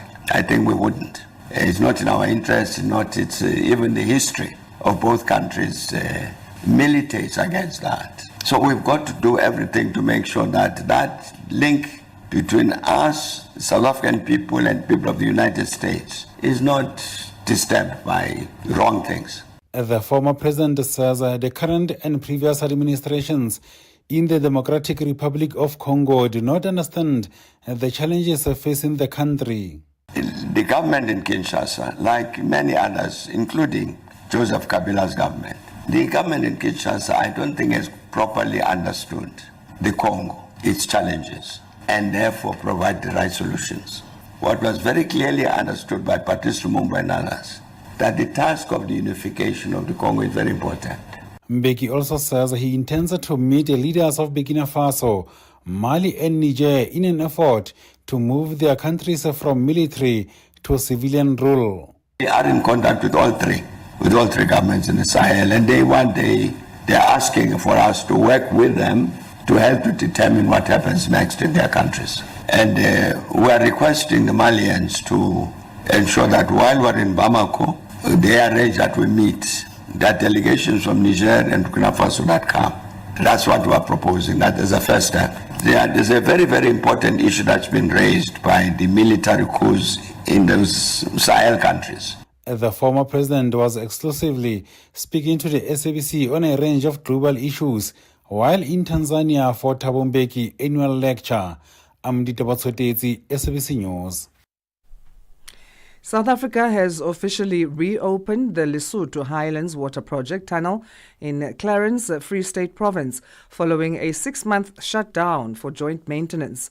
Led by Water and Sanitation Minister Phemi Majodina and her deputies David Mahlobo and Sello Setlolo, the project resumed water flow to the Ash River on 22nd May. While South Africa completed its maintenance in March, delays in Lesotho extended the shutdown. Joining us now to discuss is South Africa's Deputy Minister of Water and Sanitation, Isaac Sello Setlolo. Deputy Minister, good morning. How are you? Good morning, and thank you for the opportunity, and greetings to everybody. Thanks for making time for us. So, can you give us a brief overview, firstly, Deputy Minister, of the work that was carried out during the 6-month shutdown of the Lesotho Highlands Water Project? Thank you once again, and it's been a very long 6 or 7 months or so in terms of the actual maintenance of the Lesotho Highlands Tunnel, both here on our side in South Africa as well as in Lesotho.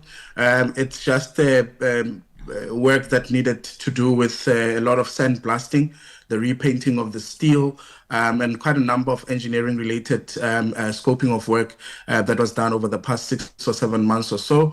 But just also to indicate that on our side in South Africa, we were done on schedule as communicated by the department through the minister. And unfortunately, our colleagues in Lesotho obviously had quite a number of challenges, unforeseen circumstances such as inclement weather and so forth and so on, that led to the delay of the completion of the maintenance of the tunnel. So those were the main reasons for the delays on the Lesotho side, weather, and that's it? That is correct. They obviously had to get some advice from our engineering side of things here in the country, which obviously reinforces the collaboration that we have with the country of Lesotho, and as far as that is concerned. And it's unfortunate, of course, what has happened, but it's something that they could not proceed if they could not get the relevant sandblasting correctly. So with the 38-kilometer tunnel now reopened, are there any immediate or long-term benefits that South Africans can expect from the maintenance work completed?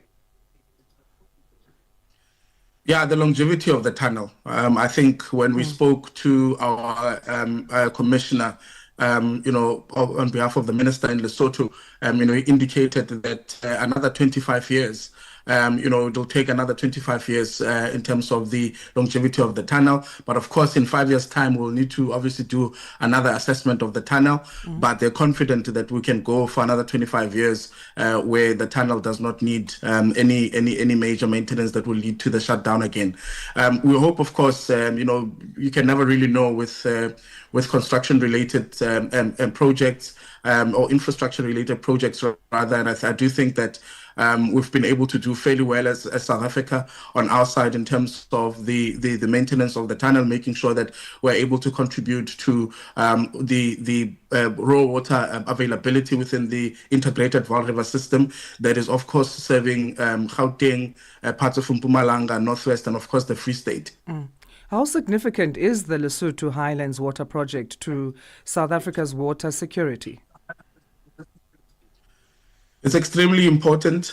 We are a water scarce country, and I think that's one of the things that we need to mention up front so that we almost sort of like re-emphasize the fact that South Africa is one of the 30 countries that does not receive sufficient rainfall, which requires that we enter then into these transboundary cooperations with countries such as Lesotho. You know, we already share a basin with Namibia, Lesotho, and Botswana, that is the Orange Singo River Commission, or rather Arasacom. So these are the transboundary relations that we've entered into as per the SADC Treaty on the sharing of water courses.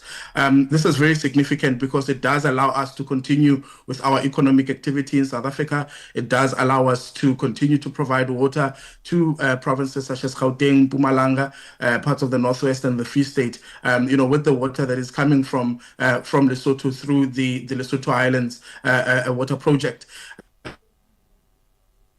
Is that we receive just over 730 million cubic meters of water through this particular tunnel.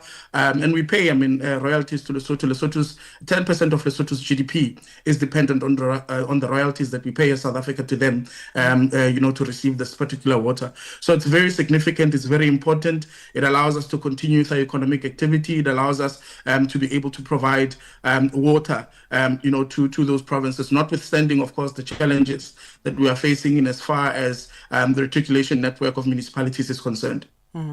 Minister Majodina, while addressing the issue of water supply at the reopening ceremony, spoke about what needs to be done and how that is happening.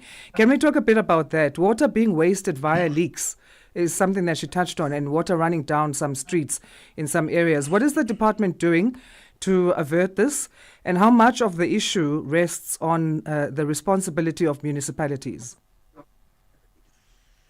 Yeah, it's an important question, because what it does is it really has to put into perspective exactly who's responsible for what when it comes to water and sanitation in South Africa. Lesotho Highlands is a bulk project, it's a mega project that deals with the provision of raw water. We don't have a problem when it comes to the availability of our raw water, notwithstanding the quality of the raw water due to pollution and other things that, of course, increase the risk. The biggest problem is with respect to the municipal systems, the reticulation network, aging infrastructure, the inability to address the issues in and around leaks, which leads to high losses of water, or what we refer to as non-revenue water. The issue of illegal connections and things that really municipalities have a responsibility to really address. The Department of Water and Sanitation, which just held its water and sanitation in Durban on the 27th and 28th of March this year, has resolved to intensify its collaboration and cooperation with municipalities in addressing the issue of infrastructure. Through our making available the grants that we have, the RBIC, which is the Regional Bulk Infrastructure Grant, as well as the Water Services Infrastructure Grant that is made available to municipalities that are water service authorities, and also with National Treasury now, having included reforms around trading services that really address issues of water services for metro municipalities, where it's an incentive mechanism, essentially, that says, here's an entity that really operates in the water sector. It's got its own, corporation, its own budget, its own HR, its own, process, and most importantly, the refinancing of the revenue that's generated from water services, so that money can be able to go back into improving the infrastructure and further then better improve the water access and availability, and most importantly, reliability to communities. So as a department, we are intensifying our efforts in terms of making sure that we are able to collaborate with municipalities, we're able to make our grants available. Water is stated as the #1 priority by the president, and there's been a budget that's been made available. Of course, it will take quite some time to fix those particular reticulation networks of municipalities, particularly major cities such as Johannesburg, Pretoria, in making sure that they're able to reduce their non-revenue water to acceptable levels and be able to ring-fence, the revenue that they generate from water services back into water and sanitation infrastructure. One of the primary objectives of this infrastructure project was to generate hydroelectric power to Lesotho. So far, how has it contributed to Lesotho's energy security, and are you satisfied? That's one of the issues, and I suppose I'm not best to speak on issues of hydro power and what has happened. But one of the biggest benefits with this particular project from the Lesotho side is the energy that they're able to actually generate, from the water that is coming to us. So it's almost sort of like a win-win, as it were, despite the fact that, of course, we do contribute towards paying our royalties to Lesotho in terms of us receiving this water. So that is something that they benefit from on the side of Lesotho, and we also then benefit in as far as our water availability is concerned, that we'll be able to then provide to those provinces that I mentioned and cities. Looking ahead in the next 5 years, we said that's when we might need to look at maintenance and all that again for the project. But what measures are in place to prevent similar delays in future joint operations with Lesotho? We know weather conditions can't be controlled, but as far as contingency plans can be implemented, what will these be? Well, we have it on good record that the work that has been done now is fairly good work. That is why we're saying we're doing an assessment after 5 years. We'll go back and do an assessment. We do hope that we would not need to undertake any maintenance or any major maintenance that will lead to the shutdown of the tunnel anytime soon. And we were talking about the longevity of the tunnel, which now with this maintenance is 25 years. So we hope when we revisit to observe and to just kind of assess the state of the tunnel, that it will not require any major maintenance that will lead to the shutdown of the tunnel. So we can only really talk, but we've had great lessons that we've learned now with what has happened here. We know that weather conditions are not something that are in our control, but the sharing of expertise and the working together, and most importantly, the communication that the department has undertaken when it led to the shutdown with all stakeholders involved, that is something that I think is of significance. And should there be a need for some sort of maintenance after 5 years, once we do the assessment, I'm pretty sure that is the same strategic approach that we will employ to make sure that everybody is kept abreast and that everybody is able to collaborate and work together. All right, we'll leave it there. Deputy Minister, thank you again for your time on this Monday. Thank you so much, and blessed Monday and week to you. Thanks. That's South Africa's Deputy Minister of Water and Sanitation, Isaac Sello Setlolo, talking to us on the line with that or about the Lesotho Highlands Water Project that is now reopened and resumed operations. And now it's 8 o'clock. We enter the third and final hour of Africa Rise and Shine. Good morning. If you've just joined us, I'm Asanda Beda. And I'm Peter Ndoro, and we're broadcasting live from our studios in Johannesburg in South Africa on www.channelafrica.co.za. And don't forget, you can also get us on your mobile phones. Just go to your app store, look for SABC Plus, that's SABC PLUS, and look for Channel Africa. And you can take us wherever you may be traveling. Yeah, we've got quite a bit that we're taking a look at in this next hour, and we'll be hopefully chatting to the National Union of Mine Workers who are concerned about mine safety, particularly at Sibanye Stillwater, one of the major mines here in South Africa. We'll be unpacking that and a number of other issues right here on the channel. Let's get our news with Jwalani Tulongwepe, and then Fikile Lengwati will follow with sports headlines. SABC News. The African Perspective. Thank you, Asanda. Good morning. South Africa's former President Thabo Mbeki says he intends to meet leaders of Burkina Faso, Mali and Niger in an effort to move their countries from military to civilian rule. Speaking to the SABC in Dar es Salaam, Tanzania, Mbeki says Burkina Faso's leader Ibrahim Traore has reached out to him for a meeting to discuss the situation in his country. Mbeki says he doesn't support unconstitutional change of government. We are in contact with all three governments in the Sahel, and they're asking for us to work with them to help to determine what happens next in their countries. And we are requesting the Malians to ensure that while we're in Bamako, they arrange that we meet, that delegations from Niger and Burkina Faso that come. That's what we are proposing. That is the first step. There's a very, very important issue that's been raised by the military coups in those Sahel countries.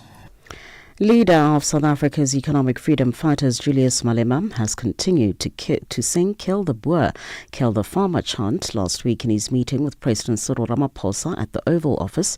US President Donald Trump called on the president to arrest Malema for singing that song. But speaking during his party's by-election campaign in Kopis in the Free State province yesterday, the EFF leader blasted Ramaphosa, saying he failed to protect the Constitutional Court, which ruled that the song is not hate speech. Malema says Ramaphosa could not defend the song as ANC heritage because he never believed in the struggle. He couldn't defend the song as a struggle song. He couldn't explain the song that it doesn't in any means necessarily refer to literal killing of white people. It was used in reference to a white supremacist system of oppression in South Africa. He couldn't do that because he himself never believed in the struggle, and that was justified when he couldn't defend the struggle at the White House. So we know for a fact that he threw the Constitutional Court under the bus, where he should have pronounced that the highest court has ruled on the matter. I can't arrest him. Even if I wanted to, I have no powers. There is a rule of law in South Africa that needs to be followed. 32 suspects have been arrested in South Africa's Mpumalanga province for the contravention of the Immigration Act and fraud during the Operation Vala Umkoti over the weekend. According to the police, 10 suspects were arrested at Tusi village and Wesselton area in Ermelo. Another 14 suspects were arrested in Simile informal settlement in Sabi, while 8 suspects were arrested in Barberton. All suspects were found to be undocumented foreign nationals. They are expected to appear in different courts this morning. The acting Provincial Commissioner in Mpumalanga, Major General Zef Mkhwanazi, says the police will continue with Operation Vala Umkoti in a bid to eradicate illegal mining activities in the province. Officials in the Eastern Democratic Republic of Congo are searching for 2 lions which escaped from an amusement park on Friday. People in Lumbumbashi area have been told to be vigilant and inform the authorities if they spot the animal. The lions are reported to have escaped from a farm which is also an amusement park and has other animals including tigers. And finally, health officials in Gaza say at least 24 Palestinians have been killed in an Israeli strike on a school sheltering displaced people in the city of Gaza.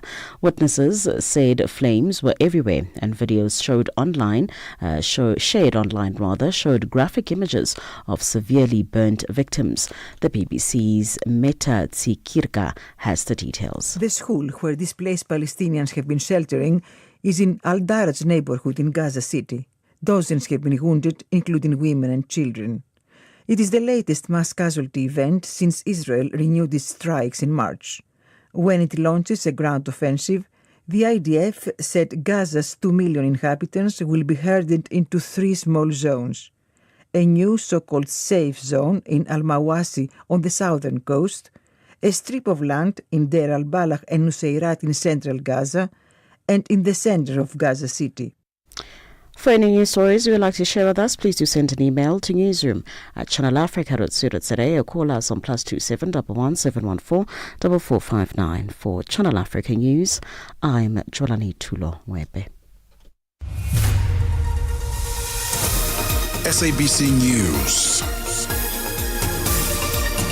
The African Perspective. In the sports headlines this hour, RS Berkane are the CAF Confederations Cup champions again for the 3rd time. And the Springbok coach Rashi Rasmus has outlined the program and provided insights into the key areas he covered in the alignment camp. I'll be back with these and other stories at the bottom of the hour. Get Channel Africa on DSTV Audio Bouquet. Channel 802. Right now, in a compelling recent opinion piece, Ambassador Amina Mohammed, former Kenyan cabinet minister and a member of the Global Women's Leaders, GWL Voices, And Susanna Malcora, the organization's president and co-founder, made a powerful case for why the African Development Bank must seize the historic opportunity to elect its first woman president. Their call to action centers on Swazi Shabalala, a seasoned financial expert and current senior executive at the bank, a former senior executive at the bank, whose candidacy, they argue, represents not only a milestone for gender equality, but a strategic choice for the continent's future. I caught up with Ambassador Mohammed to discuss why this moment matters, and I began by asking her why, and the GLW President Susanna Malcora wrote their opinion piece. So let me first of all thank you very much for allowing us to explain why we did the opinion piece. And I'll provide some context. We are GWL, an organization of 77 women leaders, and we come from all regions of the world. We're actually from 42 countries and very diverse backgrounds. We're committed to building a gender equal international system that effectively responds to the challenges that we face as a globe today. Challenges such as sustainable development, challenges such as peace and security, good governance, the rule of law, human rights, and obviously, representation of women. We produce a report, and the report is called Women in Multilateralism. It analyzes the gender composition of heads, senior management teams, and governing bodies of the world's most important international organizations, multilateral organizations. This year, we've actually published the third edition of the report, and I would request you to look for it. We could actually send you a copy. It serves as a tool to track leadership candidacies within all these organizations. So in this particular case, we were following the process of the African Development Bank, one of the institutions that we have been tracking and that has never been led by a woman and is included in our reports. The FDB remains actually one of the 19 international organizations that have never, ever had a woman at the helm. And so this election is a historic one. It provides a wonderful opportunity to elect a woman to lead the FDB. We think that that would be a very bold and timely response to Africa's call, and I know that you probably know the AU has been calling for inclusive and visionary leadership. And so this would be a wonderful opportunity to actually ensure that that happens. Apart from the fact, obviously, that it would recognize the milestones that women have been able to reach, their achievements, the inclusion of women in such positions. So the whole arguments around inclusivity and equity and women's representation and population and demographic growth on the continent. And so really the time for a woman to take up the leadership of an organization that has never had a woman at the helm is now. And that's why we felt that it was an opportunity we would not let go. We would speak our minds. We don't have the vote, but we would speak our minds, and we will see how much we can actually lobby, talk to leaders, knowing full well that it's the Board of Governors that will be doing the election. In the piece, you say that the African Development Bank can't afford to wait. What are the consequences of continuing without gender parity in such a pivotal institution on our continent? Look, I don't think we should continue having business as usual, because it denies women the opportunity, to showcase the values that they bring to the table. We need more women in leadership. I think that's not a secret, and not because it's the time for women, and not just because it's the right thing to do. I think it's the smart thing to do, and I think it's a fair thing to do. and it's also because we need something different. At a time when global challenges are actually emerging in ways that we never anticipated, leadership that brings a fresh perspective is crucial. I think we need it. And what could be more transformative for the African Development Bank than for the first time in its history having a woman at its helm? This change would reflect half the world's population.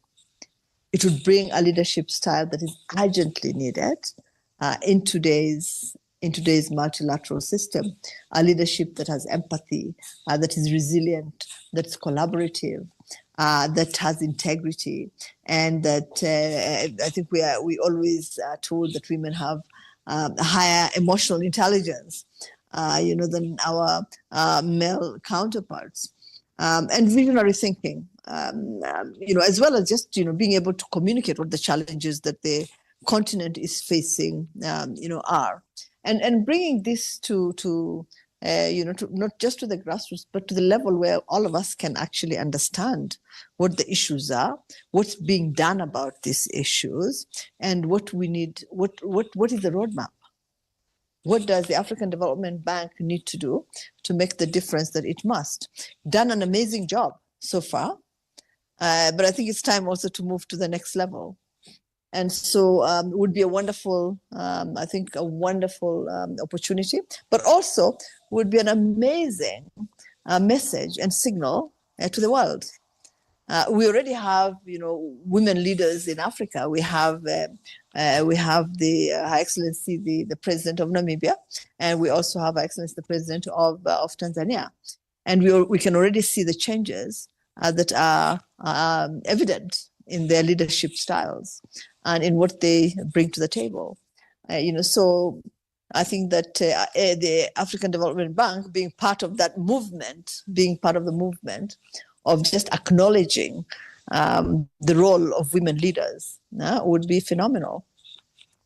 So 60 years on, the bank has never had a female president. Why do you think this is? Because I guess it talks not just about the bank itself, but many institutions across our continent. What's holding women back? Why are they being held back, do you think? I think that, first of all, let me say this. This is not an isolated case. It's not as if the African Development Bank is the only multilateral organization that has never had a woman leader. Women are truly underrepresented in leadership positions. And if you look at the reports that we have been producing, it clearly indicates that we need to do something about this. It's so glaring that the women leaders are not getting the opportunities that they actually need to lead. Right now, there are fully qualified female candidates for every multilateral organization, not just one, not just two, but for all of them. And it's time to move from just creating the awareness that we have women leaders that can do the job to action, to actually allowing them that opportunity to lead. And we have an opportunity then to gauge and see whether what kind of impact this leadership has had, whether there are any changes, whether everything that we've been saying cannot at the end of the day be proven. I think that it's really, really important that we move to that place where we can show that yes, we gave an opportunity to a woman, but she probably did not deliver. We want to prove that we can do just as well as everybody else, maybe by the grace of God even better. Having women represent organizations, represent countries, sends a fantastic signal to more than 50% of the population of our continent that is female. It sends a wonderful message to the young women that are in university, that are working, that have begun their lives, to see that, look, if I actually work hard, if I'm committed, there's nothing that stops me from taking up a leadership position. The sky is not just the limit, because that glass ceiling has been broken. I just named, our African, women presidents, but we want to fly into the open skies. And showing that that is possible, I think for us would be extremely, extremely important. And therefore, the question that we should be asking is, why should a woman not lead the African Development Bank? It's not whether a woman can lead it, but why can't she? And how can her leadership actually drive real change? And let me just say this very quickly, because we don't expect a single woman to fix anything overnight. It's not about finding superheroes. But we do know that systemic change starts with different leadership. And that means breaking the cycle of appointing the same kinds of leaders with the same perspectives and expecting different outcomes. I'm curious about a perspective, and I think you might have partly answered this question earlier. The perspective that a woman could bring to an institution like the African Development Bank, especially when I consider things like the role that women play in agriculture, for example, and food security on the continent. Would a woman leader have a different focus on some of the needs on the continent? Well, you see, some of the organizations, to their credit, have had women leaders. We had Helen Clark, who is a member of Global Women Leaders. She was the Prime Minister of New Zealand. I think you remember that, and she became the head of UNDP. We have Irina Bokova, who headed UNESCO. And we saw what kind of change the leadership that they held these organizations brought, what the impact was, how they led. And again, I would repeat the same thing with empathy. Collaboratively, they built teams so that if they walked away, the team would still be functional. They were emotionally very intelligent. And their thinking was very visionary. So they planned really ahead many, many years. So even after they left, the plans that they put in place were still, relevant. And they were able to bring a lot more people on board because they communicated effectively about what they were doing, where the challenges were, what the opportunities were. They were able to very, very quickly, as they took over the organizations, to actually link up with the groups that needed their support the most, and where they could show the work of their organizations being, impactful. And so I think that, look, I mean, it's a challenge. It's a challenge for us to show that we can actually do it, that we have the courage to do it, that we are bold enough, and that the taste of the pudding is the eating. Give women a chance, and let's see what really happens. We've seen what happened with organizations and countries that were led by women. There's no, I think, shortage of at least I think they must be in their tens. Countries like India were led by women, and a few other countries that we know. Philippines was led by women. We have Namibia now, and already the change is visible. President Suluhu in Tanzania. In Liberia, we had Salif Johnson, who actually made Liberia into what it is today. She played a really crucial role. So the impact can still be felt today. She's still held in very, very, very high esteem. And so that should actually tell us that given a chance, women can lead just as well as their male counterparts, and sometimes they bring something, slightly different to the table that actually adds value because it wasn't there before.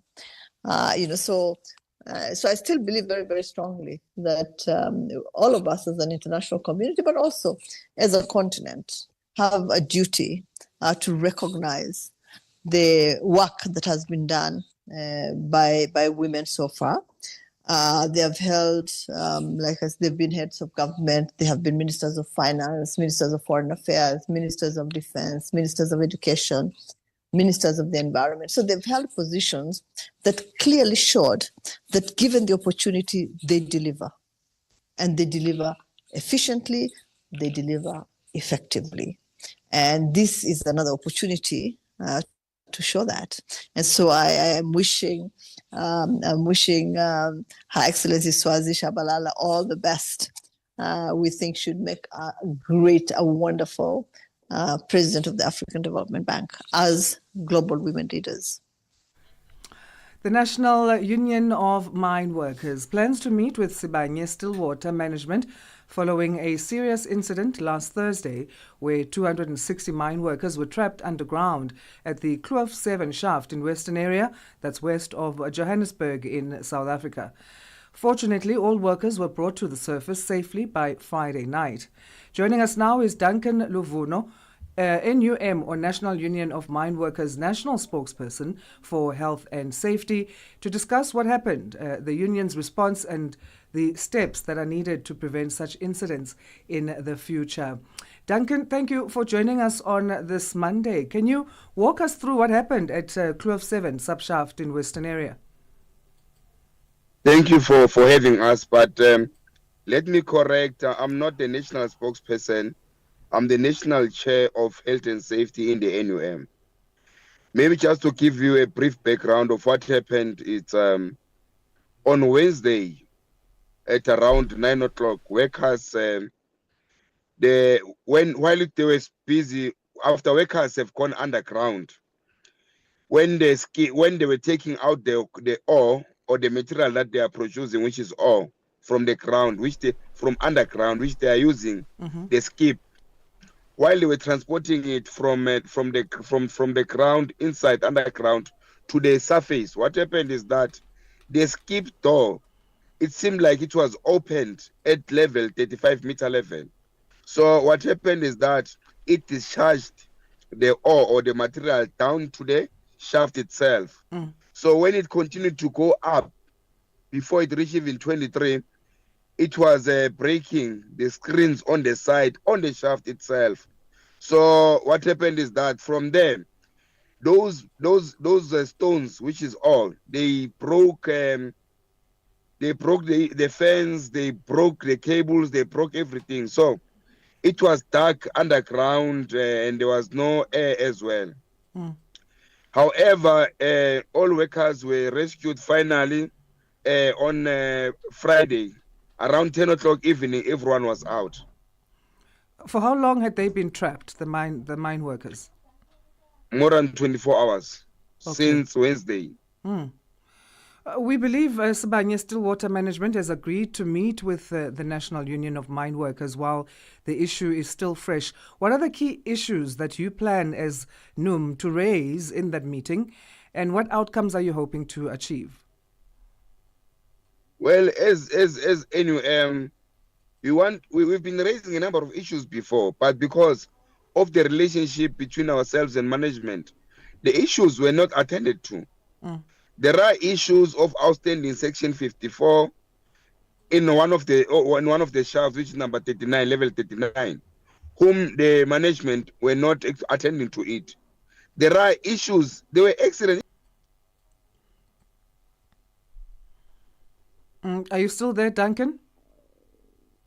I think the phone got cut there. We're talking about a meeting that's going to take place between the National Union of Mine Workers and Sibanye Stillwater management, where there was a serious incident there last Thursday. 260 mine workers being trapped underground because of equipment failure. We just heard Duncan explain there. Duncan Luvuno is NUM's national chair for health and safety, and we're going to try and get a hold of him again on the line and see if we can continue with that chat. Stuck for 24 hours, just heard him say. Of course, they were brought to the surface safely, but the next thing I wanted to ask was actually how they're doing, those mine workers, and if there's any counseling they've received in terms of their health mentally, but also physically, if they've undergone checks to make sure that they are okay and can return or resume to work. That meeting will take place, and we'll find out more from Duncan Luvuno as we try and get a hold of him again. Get Channel Africa on DSTV Audio Bouquet. Channel 802. Africa. It's time to plug into the heartbeat of the continent. Tune in to Channel Africa, your go-to radio station that broadcasts in 5 different languages. L'Afrique du Sud célèbre la journée nationale du Kabla hujaitwa kwa jina la Double K, or more of our forests have been destroyed. Tamo kutuli bwanji ndi Partido Africano da Independência da Guiné.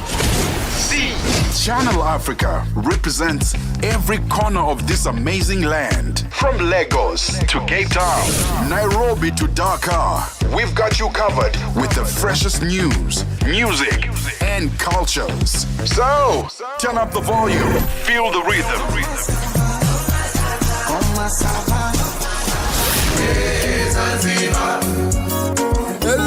Enjoy the conversation. Channel Africa, the African perspective. Duncan Luvuno is National Chair for Health and Safety at the NUM, or National Union of Mine Workers. We've got him back on the line there. Duncan, we got cut off while you were talking about the issues that you plan to raise in that meeting with Sibanye Stillwater Management and what you're hoping to achieve. Can you continue on that? Okay. I think we've lost Duncan again. Yeah. Let's, I think, move on from this chat. We're going to get to news headlines anyway in about a minute, so we don't have much time to try and get a hold of Duncan. Maybe tomorrow we'll try again. These things happen. Technology, sometimes that's supposed to make our lives easier. It doesn't. It lets us down sometimes. Yeah, at the best of times, actually.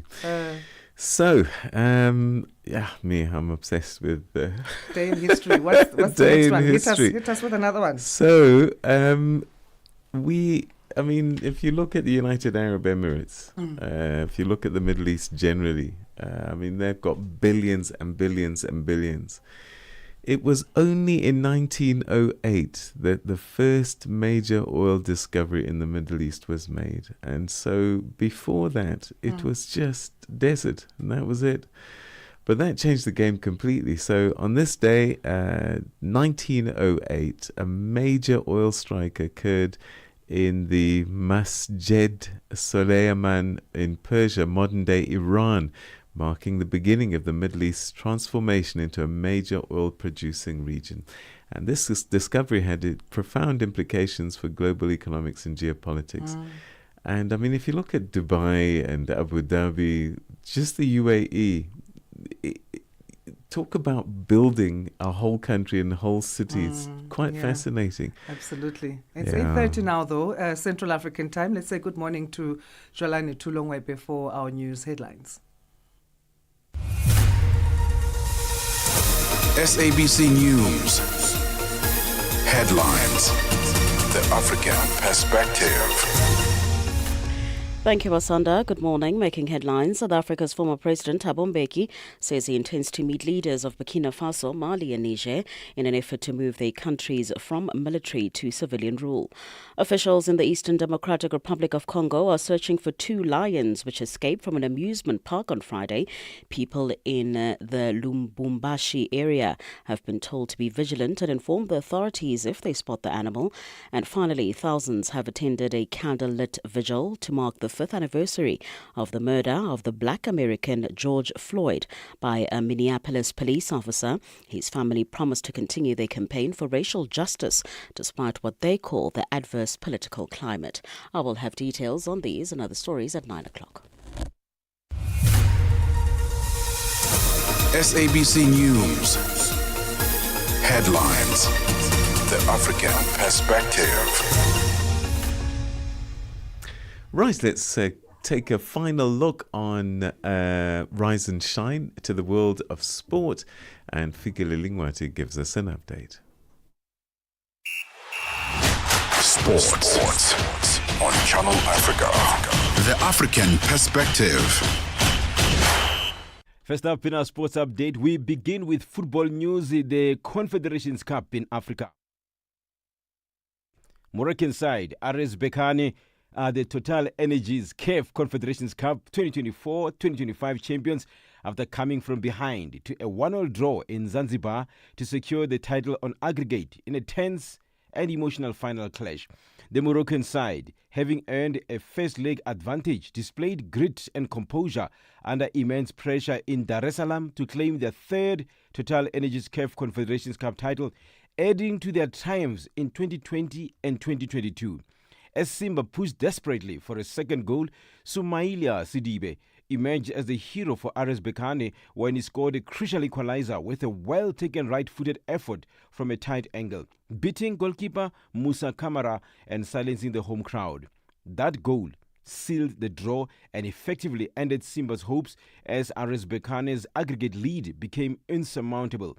This title marks RS Berkane's third Total Energies CAF Confederations Cup, and they won it in 2020, 2022 and 2025, a remarkable feat that cements their status as continental powerhouses. More football news. Pyramids FC coach Krunoslav Juricic says the return leg against Mamelodi Sundowns in Cairo will not be a walk in the park after the club were not able to have their Egyptian Premier League fixture moved.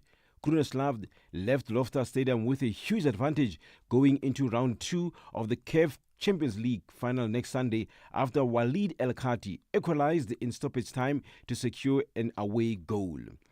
Krunoslav argues this is the result of a lack of support from the Egyptian FA. I will repeat, we are alone. We are alone in all this season. We are alone without any support. But I think that we are stronger in this situation. We will continue like this. And thank you for the question. Please, all the people from the Egypt, Zamalkawi, Ahlawi, please coming on our stadium, because for 7 days we're playing for the Egypt. We're playing for the Egyptian football. We deserve, my guys deserve support. And I thought that stadium will be full. We have maybe 50, 100 supporters. This is maximum on our matches.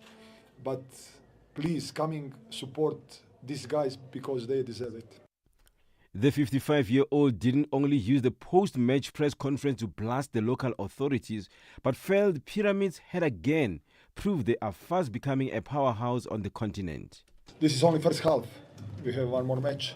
Very difficult match because we know all together that Sundowns playing very good outside. But what I want to say on the start, I'm very happy. Congratulations for my team and congratulations for the team of Sundowns, because I think that we shown a nice football. That all the people who watch this match that can be satisfied. I'm very proud how my players played all the match, especially first half. We shown one more time how we shown in the past in our competition and in the Champions League a lot of time in this season that we have big excellent character and that we can come back after negative result. And rugby news, Springbok head coach Rassie Erasmus believes the 2-day alignment camp in Cape Town was highly beneficial for all involved. The in-person sessions catered for local players, while players based abroad joined virtually. The Bok coach outlined the program for the 2 days and provided insights into the key areas covered in the sessions. Lots of guys, I think 36 in person, and then obviously a lot of the guys that's abroad and maybe injured, or a few guys that couldn't be here, even locally. So we had about 54 guys with all the coaches and all different departments getting a chance to share our plan and the way we want to operate. And it was mostly on-field stuff in the specific camp where we actually get to the rugby stuff now. But we know there's still franchise rugby to be played. Let's end with athletics. Kenya's Commonwealth Games champion Ferdinand Omanyala continued his strong 2025 season with a second-place finish in the men's 100 meters at the fourth leg of the Diamond League in Rabat, Morocco on Sunday night. Omanyala clocked 10.05 seconds, finishing behind South Africa's Akane Simbine, who won it in 9.95 seconds. For any sports stories you would like to share with us, please send an email to newsroom@channelafrica.co.za or call us on +2711 714 4459. This is Channel Africa Sport with me, Fire Lengwati. Sports on Channel Africa. The African perspective. My name is Neto, NETO Chamani. Osiatiko, Nengezimo, Mkhanju, Phandle kunjani moyani. Voko voko tentele. Africa at Play, asteleli siyashaya. Africa's velvet voice is in the house. Africa at Play is a place to be, where we speak all things sport and music, from the African continent to the rest of the world. We speak to your bundles of joy in sport, 12-year-olds and below, teenagers in sport. And we speak to elite athletes, administrators, coaches, and all the behind-the-scenes stakeholders of sport and music. Africa at Play, asteleli siyashaya. Oh yeah, oh yeah, oh yeah. All right, our final business update for this Monday, the 26th, is it 26th, 27? On 26th of May, on Rise and Shine. Here is Nosipho Zuma.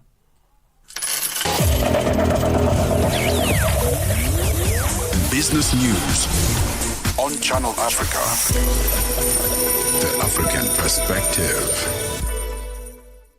Thank you, Asanda. Good morning. In your business news this hour, South Africa's former President Thabo Mbeki says it is important for the African continent to produce skills that will help grow the economy of the continent. He says the continent needs quality skills within its borders. Addressing the annual Thabo Mbeki lecture in Dar es Salaam in Tanzania, Mbeki said that Africa has the capacity and intellectuals to address the challenges facing it. Let's prepare the people, the human resource, the capital, the human capital to implement these decisions taken by the OAU and the AU. I'm mentioning that because then when we established the foundation, indeed the understanding was that this was an Africa foundation, not a South African foundation. And one of the very first things we did was to establish an African leadership school that's developed the cadres who are going to be focused, be knowledgeable about these Africa policies and act on them. The African Development Bank Group is set to elect new leadership this week. The bank's annual gathering is set to kick off in the commercial city of Cote d'Ivoire. South Africa is backing Bajabulile Swazi Chabalala to succeed the outgoing president Akinwumi Adesina. The other four candidates include Zambia Samuel Maimbo. Kailihle Kumalo reports from Abidjan, Cote d'Ivoire.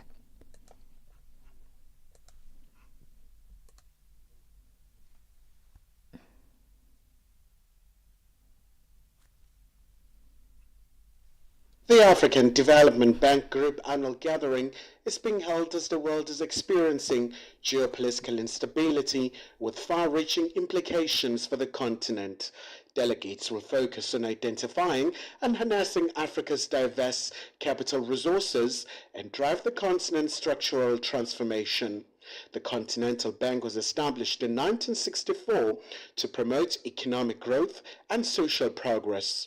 It's been pushing for high fives to light up and power Africa, feed Africa, industrialize Africa, and improve the quality of life in the continent. Kailihle Kumalo, SABC News, Abidjan, Cote d'Ivoire.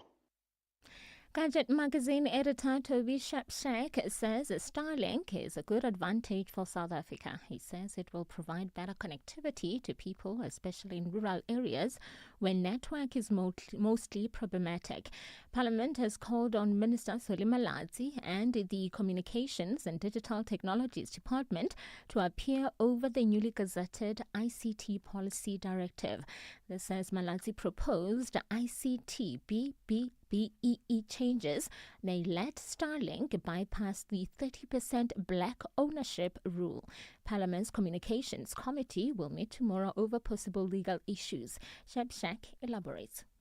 In the broader tech industry, it's not that strict. In the broader tech industry, you can get an equivalency investment situation where instead of giving up shareholding you commit in international business, commits to spend money on infrastructure, on training, on supporting that industry.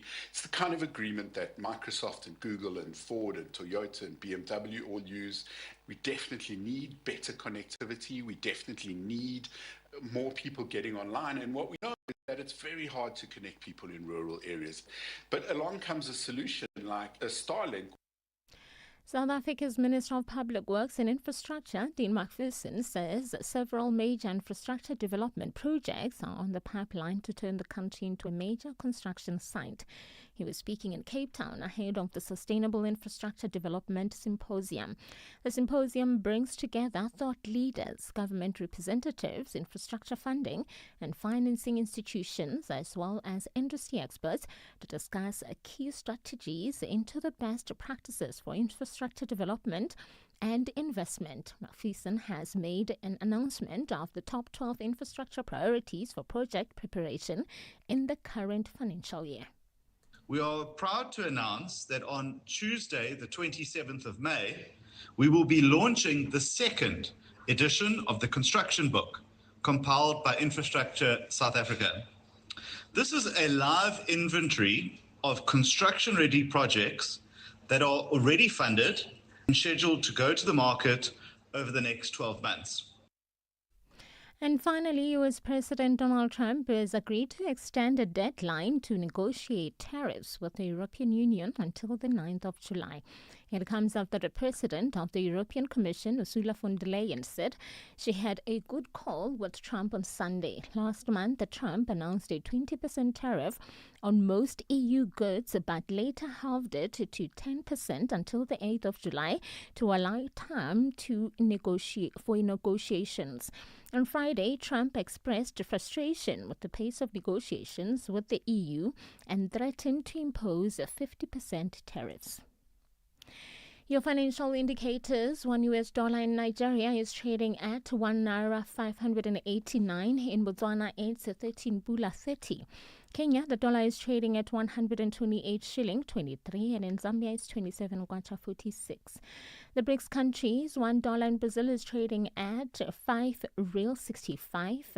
Russia is 75 rubles 42. India, it's 85 rupees 11. China at 7 yuan 19, and in South Africa $1 is trading at 17 rand 80. $1 is trading at 73 pounds to the British pound and 87 to the euro. Looking at commodities, gold is trading at $3,406 and platinum at $1,089 per ounce. The price of Brent crude oil is at $64.92 a barrel. Now, for any business news stories you would like to share with us, please send an email to newsroom@channelafrica.co.za or call us on +27 11 714 4459. For Channel Africa Business, I'm Nusipo Zuma.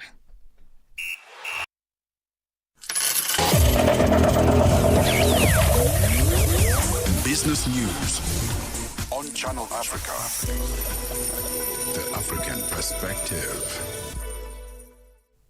45 minutes past 8 Central African time. Let's take a look at this story. Staying with South Africa, the Minister of Mineral and Petroleum Resources in the country, Gwede Mantashe, has officially launched the South African National Petroleum Company, or the SANPC, a new state-owned entity formed through the merger of iGas, Petro SA, and the Strategic Fuel Fund.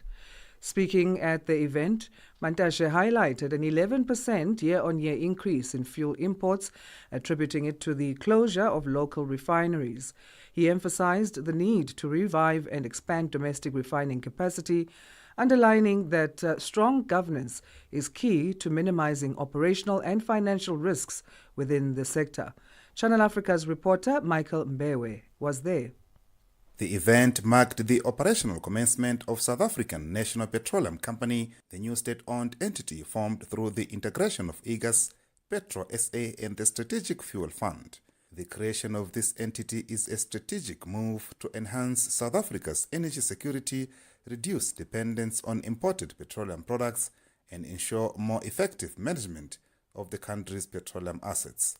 Delivering his remarks, South Africa's Petroleum Minister, Gwede Mantashe, has called for the revival of refineries following the birth of SANPC. South Africa has experienced 11% year-on-year growth in import of fuel relative to local market production. It's because refineries have been closed. And our view is that those refineries must be made to work, and we must actually develop our own refining capacity. But for the entity to achieve its strategic goals, Mantashe echoed the importance of good leadership. Now, having said that, it is important to ensure that we have good governance. I always explain this thing, a good governance, in a way that people always question me. I say good governance is a very critical component of reducing both operational and financial risks. If you have a problem of governance, that entity is going to run into all sorts of problems.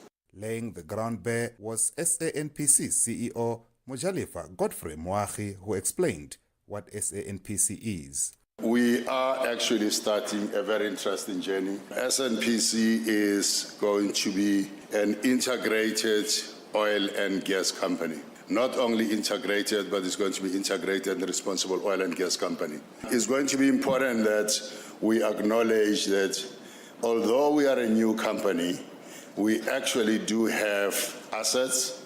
We're not starting from scratch. Petro SA, SFF, and iGas do have some of the most strategically placed assets that we're going to be using. Moagi provided the entity's strategic vision while dismissing negative sentiments from naysayers. Our business proposition, security of supply, is our key mandate. We cannot go to bed and sleep unless we know that this country can go back to sleep and know that they are secured. The world has changed, colleagues. The second issue is the shareholders' returns. We need to make sure that we do return money back to our government. We do give returns back to the public. We actually make sure that we are sustainable as a company. It's going to be very important that we continue to drive that. We want a high-performance company. Colleagues, I think there is a narrative going around to say it's another state-owned entity. It will collapse tomorrow. I promise you, you're going to be surprised. Watch what is coming. The Central Energy Fund chairperson Asanda Noah put a spotlight on taking the company to greater heights. We need to make sure that this company delivers. We need to make sure that we are not put in history or labeled in history that it is one of the state-owned companies that came to life and it died as it came to life. I think now our job as the Central Energy Fund and as the group as a whole, we must make this company a success. Delivering his message of support, the executive chairperson for Africa Energy Chamber, AJ Martin Ayuk, encouraged South Africa with a passionate and uplifting message. It is indeed an honor to be here in this new dawn of something that is going to be transformative to a country that doesn't just mean so much for its people, but for the entire African continent. When I told a few people I was coming here, one of Minister Mantashe's very good friends in Europe says, that's a strange entity they're trying to create. It's not going to really work. There is nothing strange about SANPC. What is strange is what you have to deal with and the people that are plotting for you to fail. You are going to shock the world, and it's our job to prove them wrong. Echoing similar sentiments of Minister Gwede Mantashe of Low Growth, Adrian Sidom, CEO for South African Oil and Gas Alliance, emphasized the importance of local production in driving job creation. We're importing the products from overseas currently, whereas we can have our own resources that can make for employment creation. Our young people can have more jobs. So I believe it's important to tell that story, and I think it's good that as a radio station you are, here to observe and to take in what is developing and happening. Michael Mbewe, Channel Africa News, Johannesburg.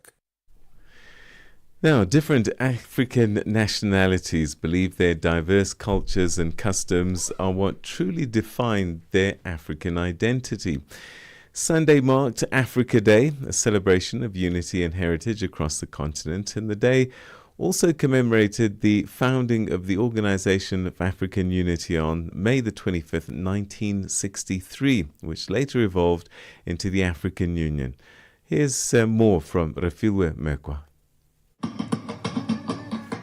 Africa Day, a significant moment of cultural pride and African heritage. It is a day where the continent celebrates its unique identity and cultural expression through music, dance, textiles, arts and crafts, literature, storytelling, and rituals. Nigerian national faithful Fidelis Kalu believes how he looks makes him African. So what makes me an African? I think first is my skin color. You can tell from any part of the world per se. This is an African man based on the skin color, and also our uniqueness when it comes to fashion. We try to be more extraordinary. So we need to celebrate our culture, our tradition. We all have different traditions, even though we are all Africans. The day is not only for Africans to celebrate the continent's unique African identity and cultural expression, but also to share and taste our African diverse cuisine. For Congolese national Ines Mama Beton Katende, people can celebrate this day by tasting African diverse dishes. They can eat African food. All of us, we are African people. We can eat Nigeria food. You can eat Congolese food. I can eat South African food. I can eat Zimbabwe food. Morocco, that one we call Morocco. We can eat. All of us, we are African. We are African people.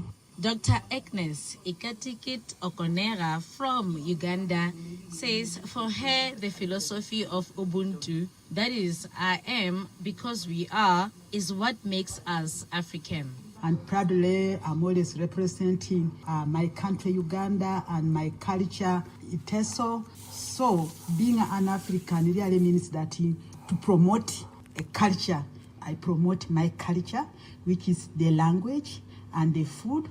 And the food normally in my tribe is millet and the greens and the beans. We are very proud of our food. We are always there for each other. For me, that's what an African is, Ubuntu, and following the culture. I'm just an African. Ubuntu, being there for each other. I am because of you are. For some, being African means performing traditional ceremonies, including specific rituals and symbols that have been passed down through generations. Fundakuyen Danzi is doing just that and believes it is what makes him an African. UmZulu wenza lokho engiqale ngakho ukuthi ubulawela imbuzi ufaka isiphandla ngokuqhubeka mase ngisuke ekhaya ngiza la eGoli ngizosebenza ngibulawela imbuzi futhi phinde ngifakele isikhulu. To be a Zulu, you have to slaughter a goat and you get isiphandla. When I have to leave home to come to eGoli for work, I have to slaughter a goat again. I also have to inform my ancestors by the umsamo that I would be leaving for work. That's also for blessings. Even when I go for work, the money that I received there, I will have to go and do other cultural practices at home. Ubulawela inkukhu unikwe izibusiso la emsamo ukuthi usuyahamba ke uyofuna umsebenzi. As Africa's 54 countries reflect on how far we come and the many challenges facing the continent, such as war, authoritarianism, economic injustice, foreign interference, and famine, we should also celebrate the many achievements made, including in South Africa. Advocate Sipho Mantula is a researcher at the Thabo Mbeki African School. South Africa joined OAU on the 23rd of May 1994. But there was a liberation committee that liberated this country. My only concern is that why is it not even there?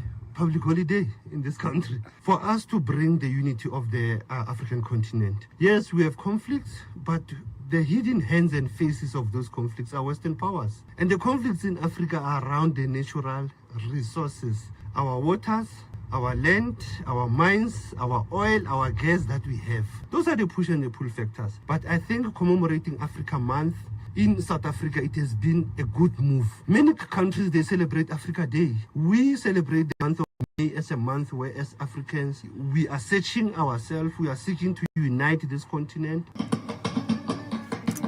I'm Refile Mekwa in Johannesburg.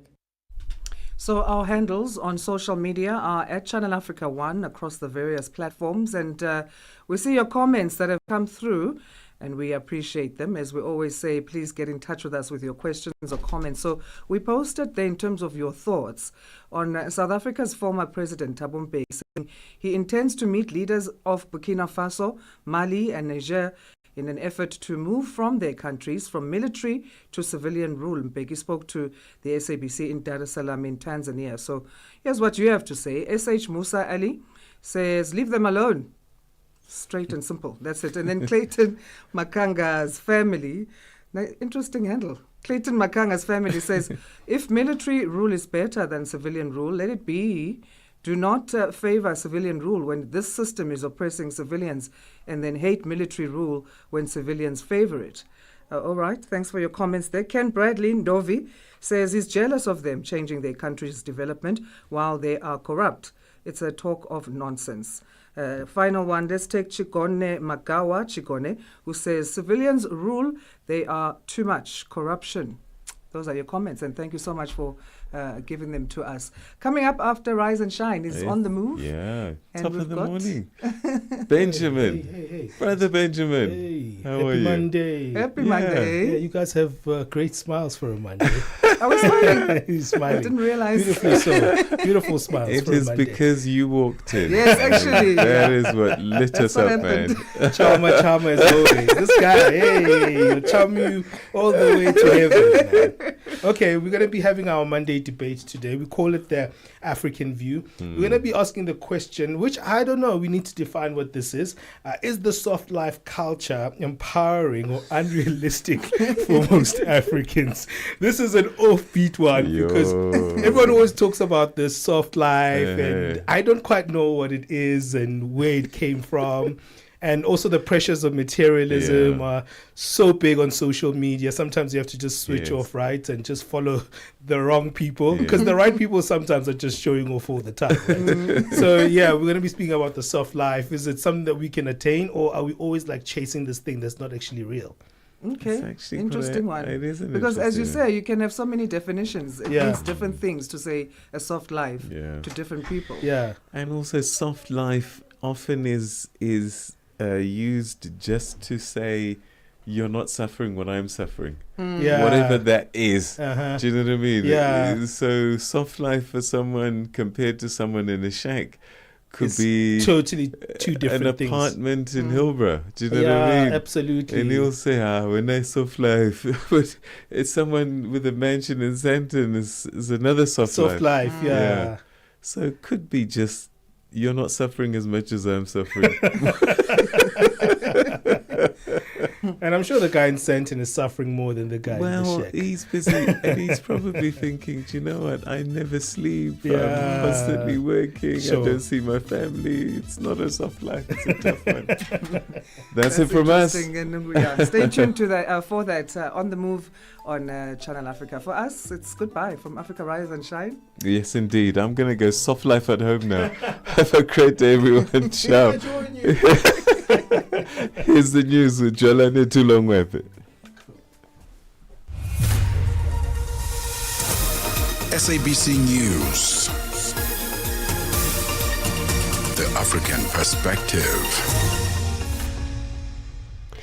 Thank you, Peter. Top stories as Sawa. South Africa's former president says he intends to meet leaders of Burkina Faso, Mali and Niger, and thousands attend a candlelit vigil to mark the 5th anniversary of the murder of Black American George Floyd.